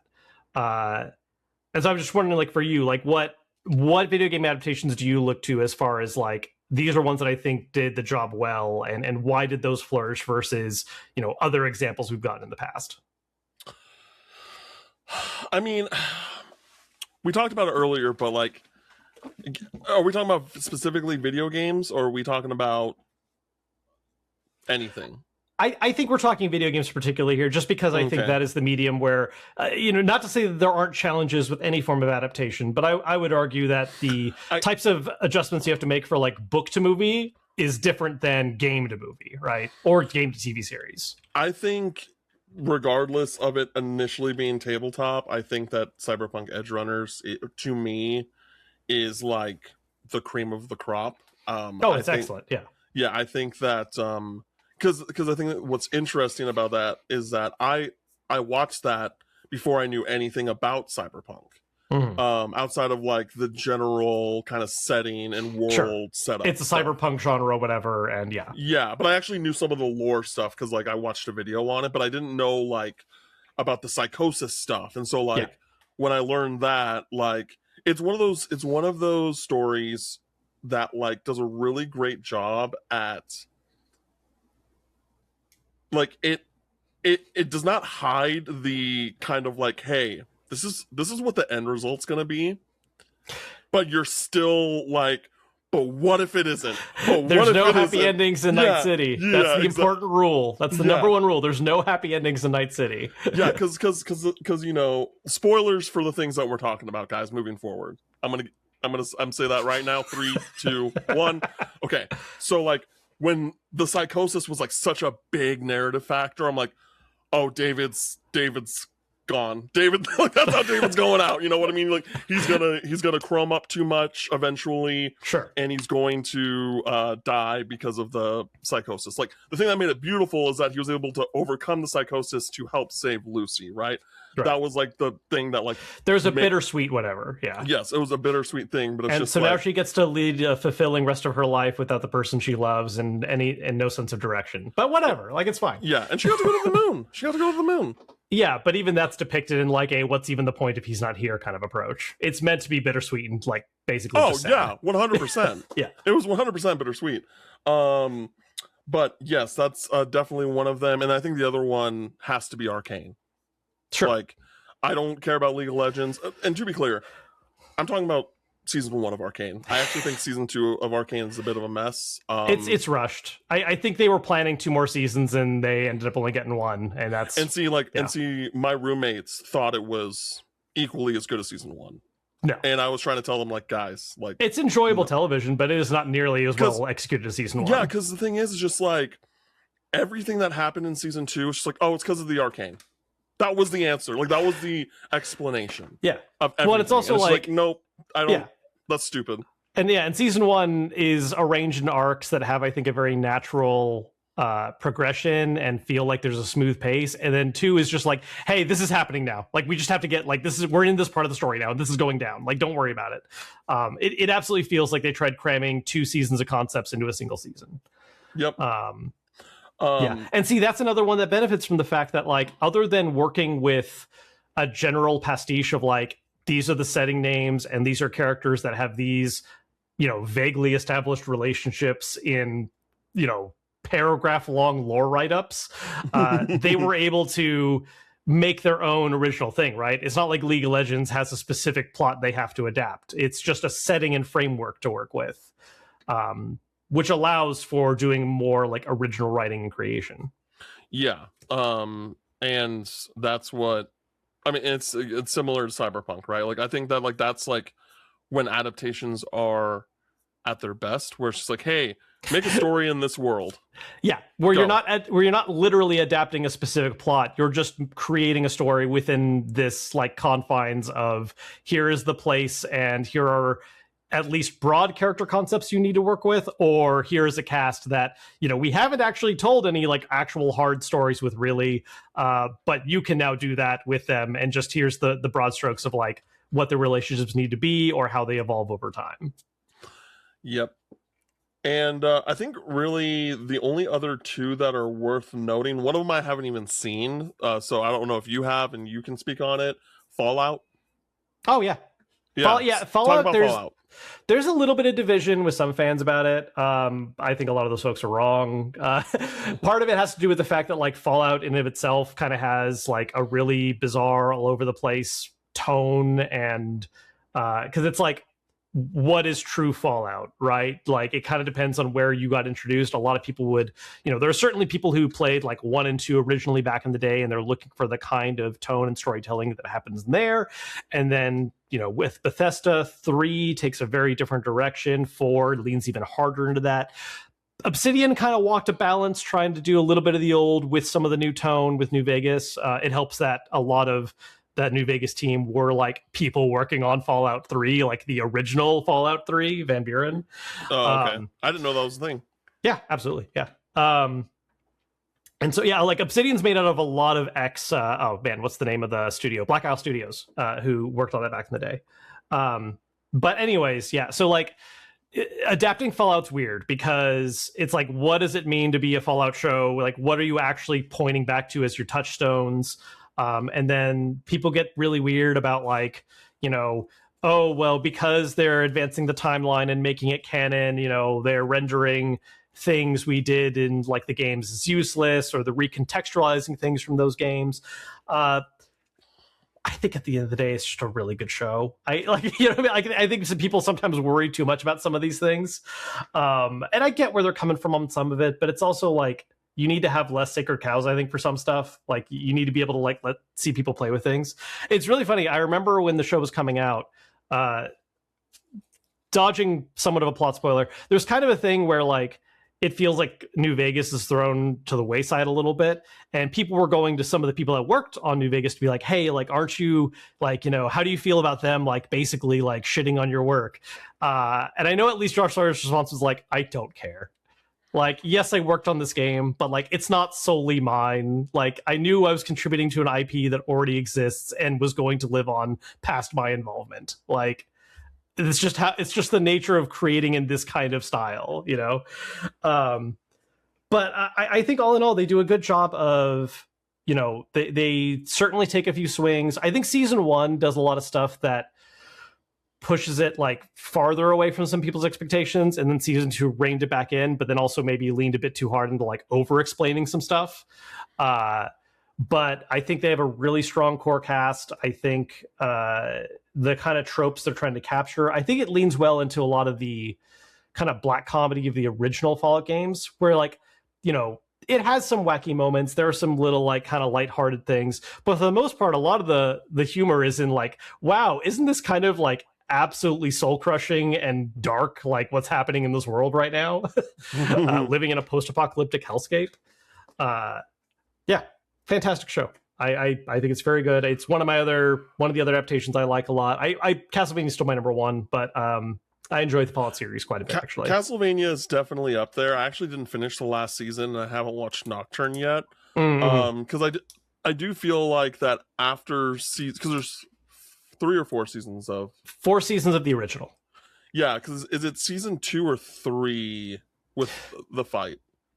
2 is the fight, and then 3 is a kind of heavy momentum shift where it's like, and then everyone goes on to live their lives for a bit. And actually, I like some of the stuff they did with that. I didn't like Alucard's plotline just because there's some very bizarre leaps, in my opinion. Really weird stuff in that.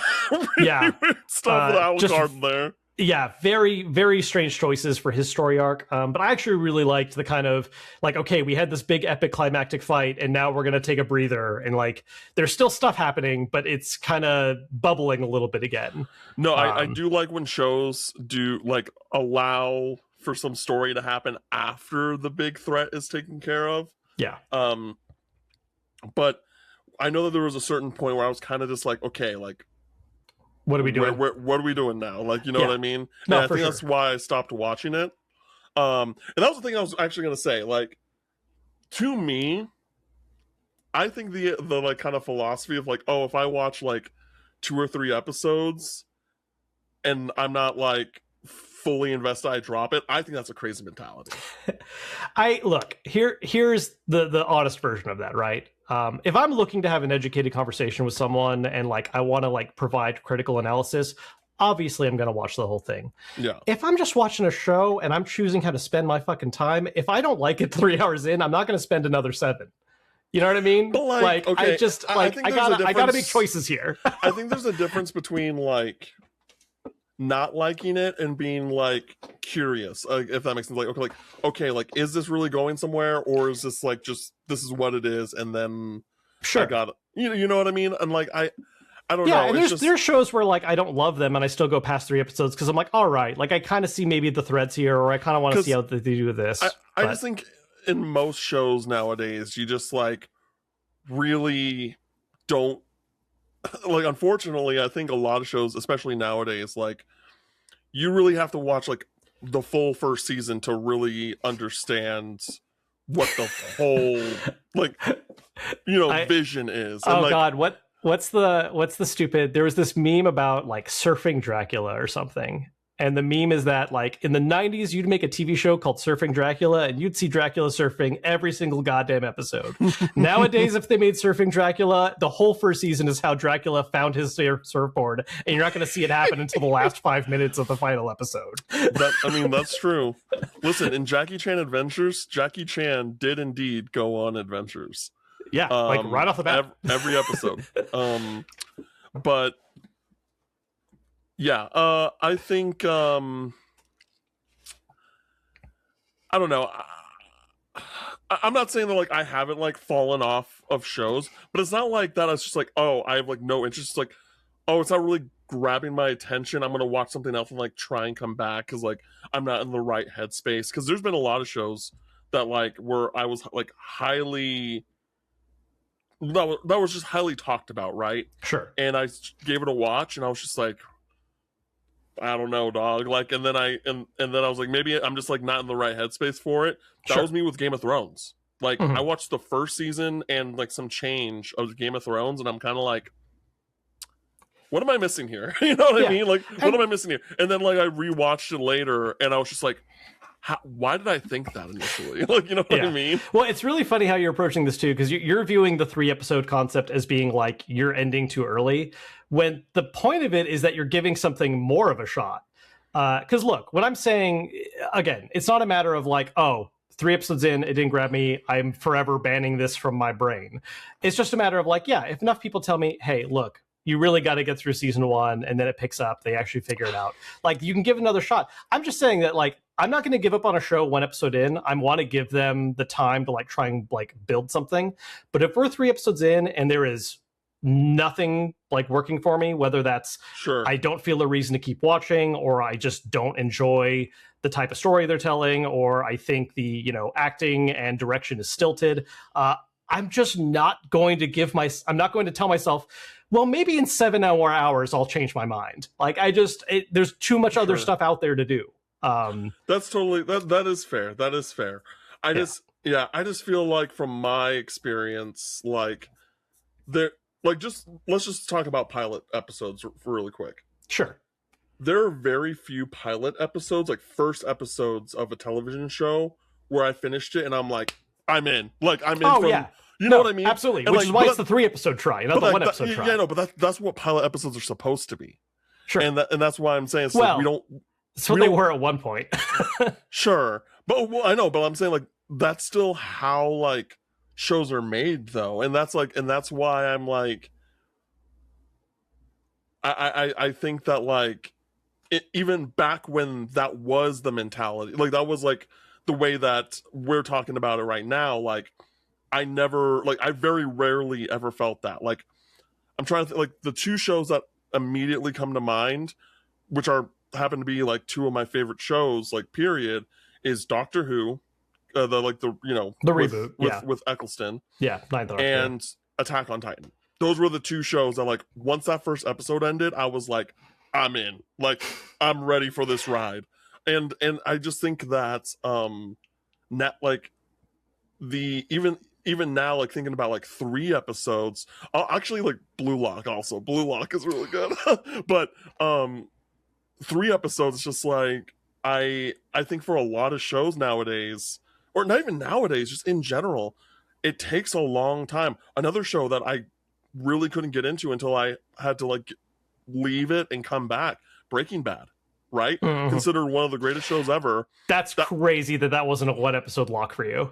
It absolutely was not. For most people, that is a 1 episode in. You're like, okay, I want to see where this goes. Nope. That's nuts. No, that's you're no. Now you're speaking crazy to me, because that is absolutely a 1 episode in for most folks. Yeah. So I watched the first season. I was like, okay, cool. And then I watched the second season. I was like, okay, this is better for sure. It wasn't until that moment, and you know exactly what I'm talking about. It wasn't until that moment in season 3 where I was like, oh, this show is fundamentally has changed, and I'm in. Can't wait. And then they had one season too long, in my opinion. But Sure. yeah. And so like I just think that in general, it's, at least just speaking for myself, I'm not trying to speak for everyone. It takes like many episodes for me to fully get maybe I'm just more patient, right? Maybe I'm just more willing to like see like where things go from where they start. Or you're more specific in what you need to feel engaged.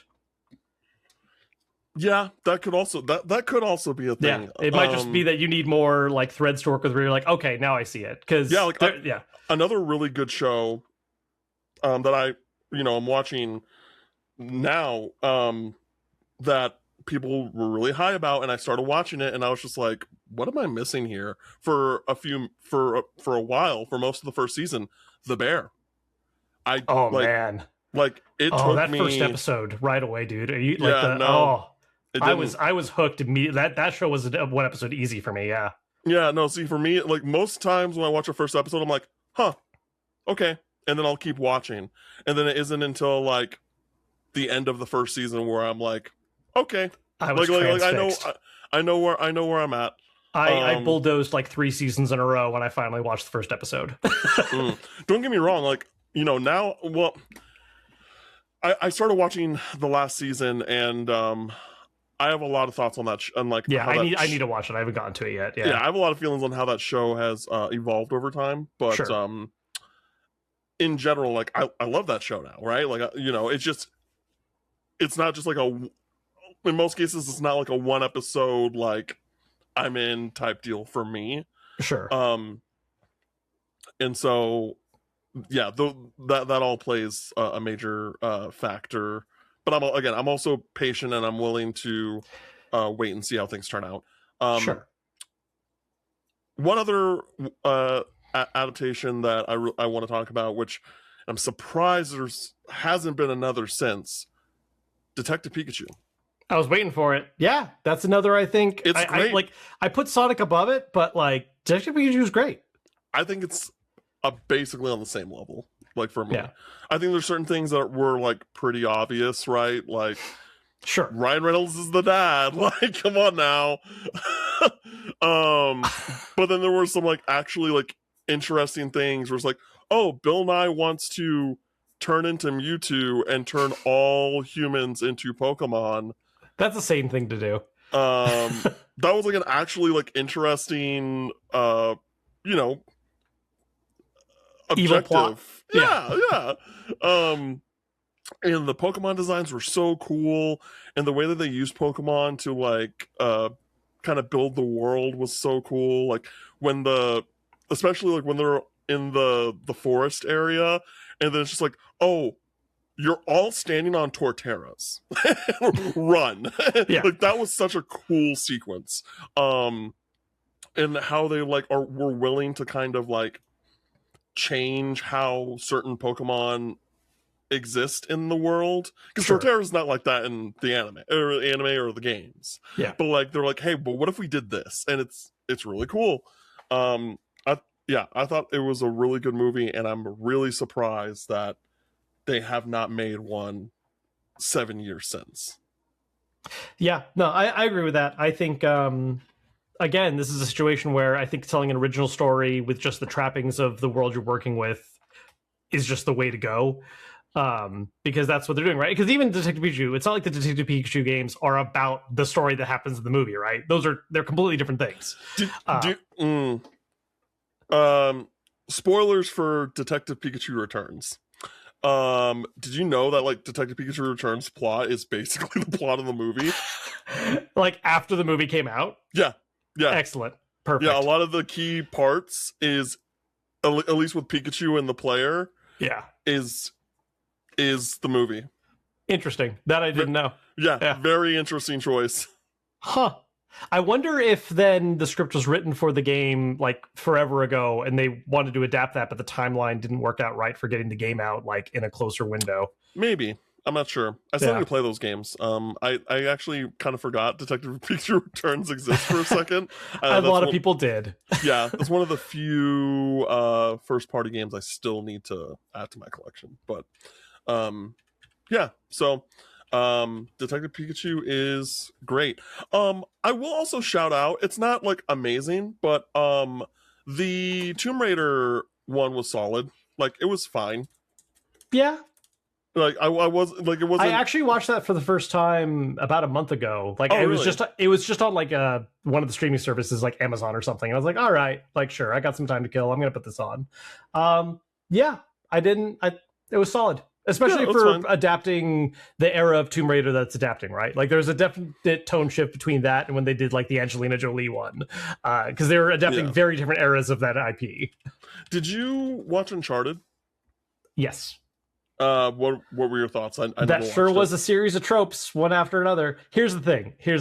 I am someone who over time has definitely soured more and more with Uncharted, like in general. And I think the movie just highlights even more to me where I'm like, yeah, wow, there is not a whole lot of substance to any of this. I did not really care for it. Okay. There were some cool action set pieces, which like is, kind of one of the main hallmarks of the games, but yeah, no, when they said that it was Tom Holland as Nathan Drake, I was like, yeah, we're cooked. it's over, gang. I got a crazy one here. There's one movie that is often maligned that I do defend a little bit. Okay. Especially I think for what its competition was at the time, because I think we have gotten more and more examples of like better adaptations as time has gone on. Okay. I think the first Resident Evil movie from Paul Anderson is actually like a solid action flick. It is solid. Yeah. I think it's again, it's a smart idea to do. We're doing it in the universe, but we're telling a different original story. And the moment that series turns to shit is when they're like, and here's Jill, and now we're doing the plot of Nemesis, and we're doing like, no, all terrible. First movie, standalone story, introduce a random bunch of characters where basically everyone's gonna die except like the lead character, and you work through that. And like, not Shakespeare, but fun action flick. I think it did a great job for its time. The laser sequence, iconic scene. Oh, absolutely. Like, they reintegrated it into the series after. Yeah. Yeah. Genuinely an iconic scene in cinema history. Like, it's so good. No, like I would argue for a while that was one of the better like game adaptations we had for a long time, because again, like they weren't trying to one it. Yeah. I want to rewatch the Mario movie, like the live action. I need to give that another sit, because there was special stuff about that movie. There's some special stuff. Special is the right word for that. Because I don't know if any other word would be appropriate. I mean, I do love Bob Hoskins and John Leguizamo. Don't get me wrong, I love John Leguizamo. We love Sid the Sloth. But yeah, don't know about that one, dog. I'm trying to think if there's any other ones that I would like give praise in the direction of, because like I'm not big on Super Mario movie. I never saw. Did you ever see the freaking Prince of Persia movie they did with Jake Gyllenhaal? With Jake Gyllenhaal, I never saw that one. Did you? I have not. I thought that casting was like crazy. Even at the time, like I don't think I was like that. I didn't pay attention like that, but I was like, Jake Gyllenhaal as the Prince of Persia? What? Like pick someone with a little melanin. I like, we don't gotta like have from the exact region, like at that time at least, right? Like, there was a time you'd cast Mexicans for any role that was like vaguely brown because they were shooting in Hollywood.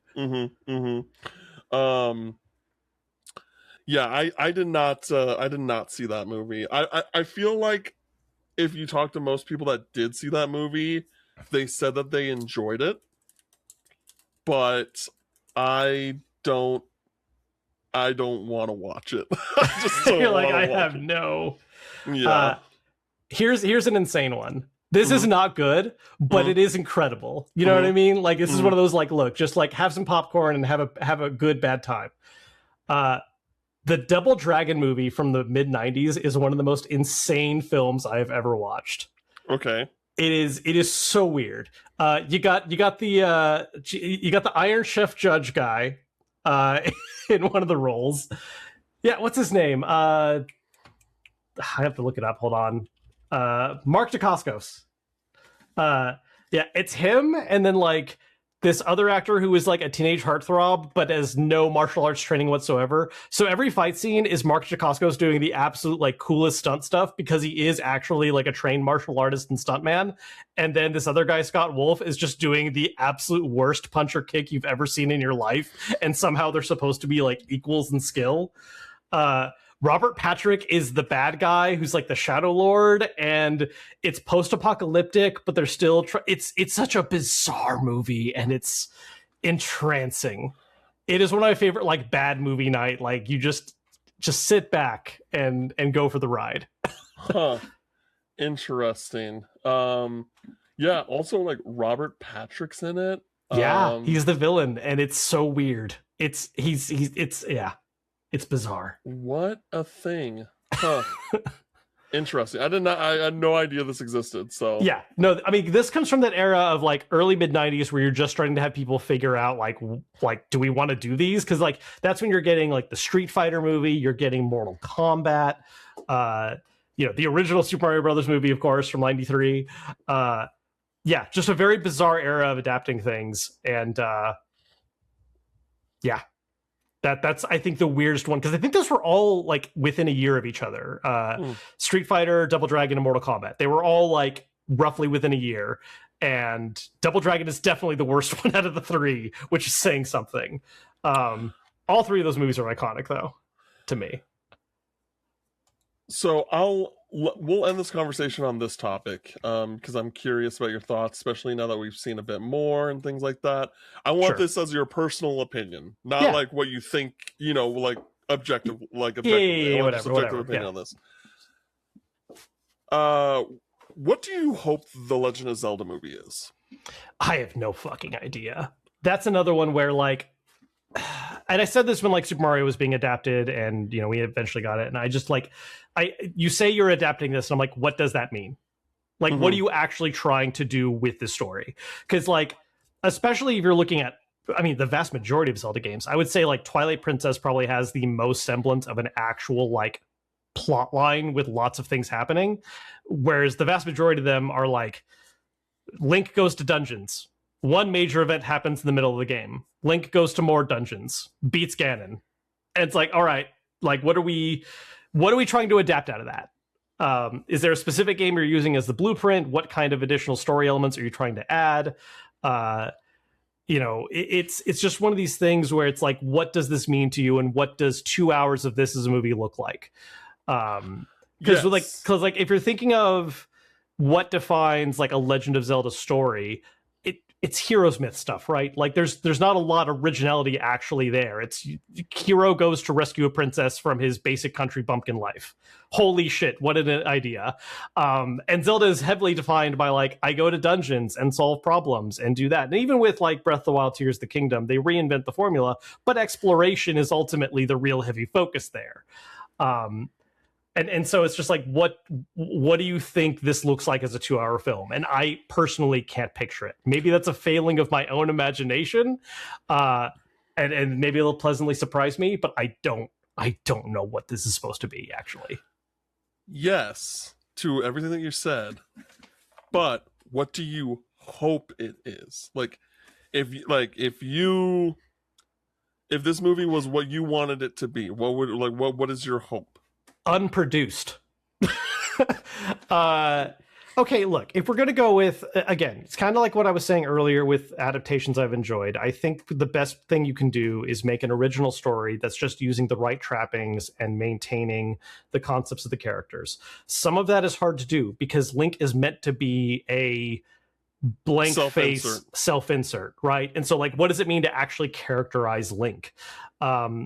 and that ends up being up to the task of the writers, which is a hard line to walk, right? Because you either give him an actual personality beyond and maybe they do something really cool with it, and like that's enjoyable. And that is what I would end up, preferring to see.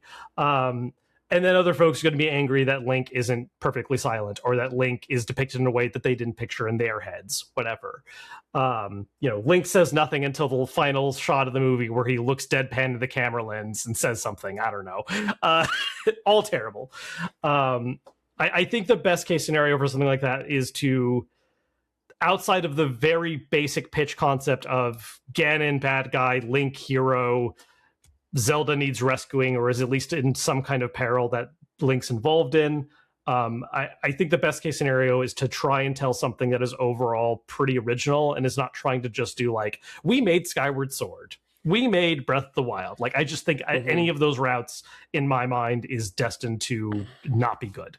That would be my hope for it. Like, I think the best version of that movie is where they are allowed to, they make the right choices in terms of where to add those extra bits of filler, like who is Link actually, and telling a good story in that 2-hour time frame while it happens to be in a place called Hyrule. Yeah, I agree with you, and I think that's what's going to happen. Like, I think for a while now, like, people are just like, oh, like, we're probably going to get something like Ocarina of Time or A Link to the Past as a movie, but I think that with those kind of hurdles that you have to overcome with Link and like Link's personality, as well as certain other like story elements that may cause issues as well, because it works in a game, it's a lot harder to do in a film. Having like an original story with like the blueprint of like who Link is, who Zelda is, who these other side characters are, the world of Hyrule, and then like create something completely new. I have a bit more faith in this one because Wes Ball is directing it, and he's like a known director. It's not like someone random. Sure. I certainly have. I will say I have less animosity towards him than I do Illumination. That certainly was not the right opening tone for me with Mario. And that's not to say that I have any animosity for West Ball. It's just that I have lots of animosity for Illumination. And yeah, like, I mean, listen, the dude has made some good films. He's also made some bad films. He's made the Maze Runner trilogy, which the first one is apparently good. The other two are not. He made Kingdom of the Planet of the Apes, which was well received. His most well received film, at least of the past, like since the original Maze Runner in 2014. So, like, I think there's definitely some things to be optimistic about. But again, it's just such a big question mark, especially because we haven't even gotten like a single trailer yet. We don't really know. We have really nothing to go off of outside of on-set still photos, frames. and official still frames. So we'll see. We will see. Kevin, do you have anything else for the people before we dip out? No, it's bedtime. It is bedtime. All right, everybody, you can follow me on socials at Camp Final Mix, and you can follow Kevin on socials at Kevin Kenson. Thank you, everybody, for listening to this week's episode, and until next time, we'll catch you later. Later.